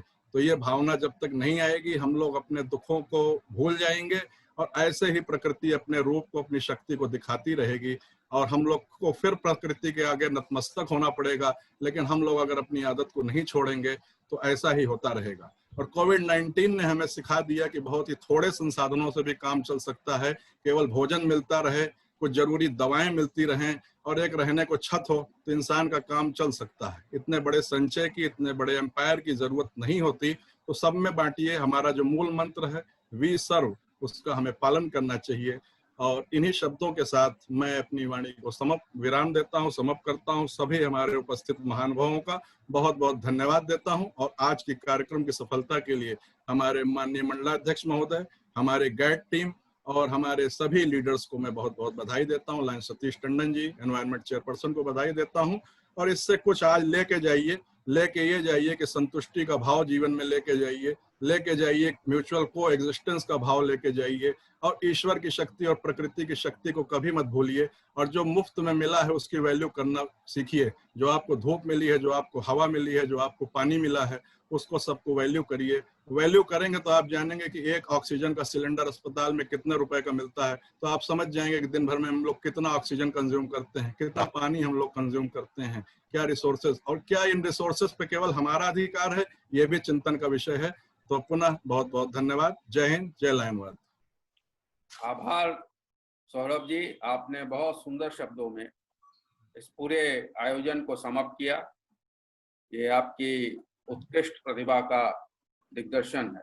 अब मैं district governor lion doctor RKS Chauhan ji से अनुरोध करता हूं कि आज के इस आयोजन को क्लोज करने की घोषणा करें। Doctor RKS Chauhan. धन्यवाद मेहता जी। मेरी आवाज आ रही है? जी हाँ, आ रही है डॉक्टर। सबसे पहले तो मैं अपने विशिष्ट अतिथि जो हैं हमारे डॉक्टर प्रतीक श्रीवास्तव जी, उनको धन्यवाद दूंगा। उन्होंने हमारा न्योता स्वीकार किया है और बहुत ही अच्छी बातें बताई। हम लोग एज ए डॉक्टर हम लोग इसको SPM में पढ़ते हैं, जो भी वायरस, बैक्टीरिया, प्रिवेंशन, ये सारी चीजें। तो थोड़ी बहुत जानकारी अब तो भूल गए। उनके गुरुजी जो थे वो मेरे क्लास फेलो थे, डॉक्टर धर्मराज मिश्रा जी। शायद उन्होंने उनको पढ़ाया हो, वो प्रोफेसर होकर रिटायर हुए, बहुत पुरानी बात है। तो हम लोग काफी सीनियर हैं, तो अच्छा लगा, उनको धन्यवाद दूंगा। और उगते हुए सूरज की तरह पूरे विश्व में अपना नाम करें, जिस तरह वो जा रहे हैं। अभी शुरुआती उनकी असिस्टेंट प्रोफेसर हैं, अभी तो बहुत सीढ़ियां हैं उनके लिए। यूनिवर्सिटी के उनके गुरुजी को तो मैं हमेशा यही आशीर्वाद देता हूं, आनंद जी को, कि वो वाइस चांसलर बने हो, और शायद ऐसा हो जाए, जब जल्दी ही हो जाए। फिर मैं अपने वक्ताओं में से जो हमारे टंडन जी हैं, सतीश टंडन जी, बहुत ही बढ़िया उन्होंने बताया। मैथिली जी को का तो जवाब ही नहीं है, आइकॉन है सचमुच। ये कितने, देखिए मेरे जो मेरा बॉक्स है छोटा सा, उसमें कितने अच्छे अच्छे रत्न भरे हुए हैं मैंने, ये देखिए आप इस बात को। अब उसके बाद जो है वो मैथिली जी के बाद हमारे पांड्या जी ने भी बहुत बढ़िया बातें बताई। आज कुछ ढूंढ के लाए हो अलग से, और जो पुरानी बातें हो तो थी ही, और आज जो ढूंढ के लाए हैं उनके लिए भी वो उनकी मैं प्रशंसा करूंगा। एक हमारे पास जो हमारे VDG 2 हैं, बहुत ही, वो भी बहुत आगे तक जाएंगे। MCC साहब को मैं धन्यवाद दूंगा इसमें आने के लिए, शामिल होने के लिए। और एक सूचना के साथ मैं उनको बहुत बड़ा धन्यवाद दूंगा। वो हमें 1500 PPE किट जो है वो दे रहे हैं इस कोरोना वॉरियर्स के लिए, जो इलाहाबाद के कोरोना वॉरियर्स हैं। उसमें 250 जो है वो इलेक्ट्रॉनिक थर्मामीटर हैं और 10,000 जो है मास्क है। इसके लिए मैं पूरे डिस्ट्रिक्ट की तरफ से उनको धन्यवाद दूंगा, और एक आशीर्वाद उनके लिए भी दूंगा कि वो हमारे जल्द ही कुछ वर्षों में हमारे ID बने। ये मैं कई बार कह चुका हूं। आखिर में मैं मेहता जी की तारीफ में भी 2 शब्द कहूंगा कि उन्होंने इतना बढ़िया प्रयास किया, इसको बहुत सफल तरीके से उन्होंने इसको कन्वीनर के रूप में इसको उन्होंने ही प्लान किया, आनंद जी ने प्लान किया। एक नाम और ऐसा है बब्बू भैया का, उनका आशीर्वाद, उनकी प्लानिंग, सब कुछ। तो सबको एक तरह से धन्यवाद भी हो गया, और अगर कोई छूटा है तो उससे मैं क्षमा चाहूंगा। 2 सूचनाएं हैं मेरे पास, एक तो जो अभी दी मैंने, और एक सूचना है 16 अगस्त को हम लोग कैबिनेट की फर्स्ट कैबिनेट करने जा रहे हैं डिस्ट्रिक्ट। तो सभी लोग जो यहाँ हैं इसका प्रचार भी करें। टाइमिंग में बाद में बताऊंगा, डिटेल में बाद में बताऊंगा इसका। अभी MCC साहब से भी बात हुई, उन्होंने भी समय देने का वादा किया है। कुछ कारणवश गुलाटी साहब से बात नहीं हो पाई, उनसे भी एक फाइनल है, ये फाइनल ही है करीब करीब 90% इसको फाइनल समझें, और अपनी डेट को इसको ब्लॉक कर लें अपने डिस्ट्रिक्ट के लिए। तो ये सारी सूचनाएं हो गई। अब मैं इस सभा के विसर्जन की घोषणा करता हूं। Thank you. जय लायनवाद, जय हिंद। धन्यवाद डॉक्टर साहब। सभी पार्टिसिपेंट्स का आभार जो अभी तक इसके आयोजन के साथ जुड़े रहे।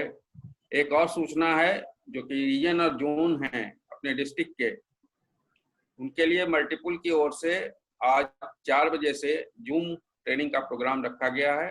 वो लोग कृपया उससे जुड़ जाएं। धन्यवाद, आभार। जय हिंद, जय लायंसवाद। नमस्कार ऋषि जी, अब आप इसको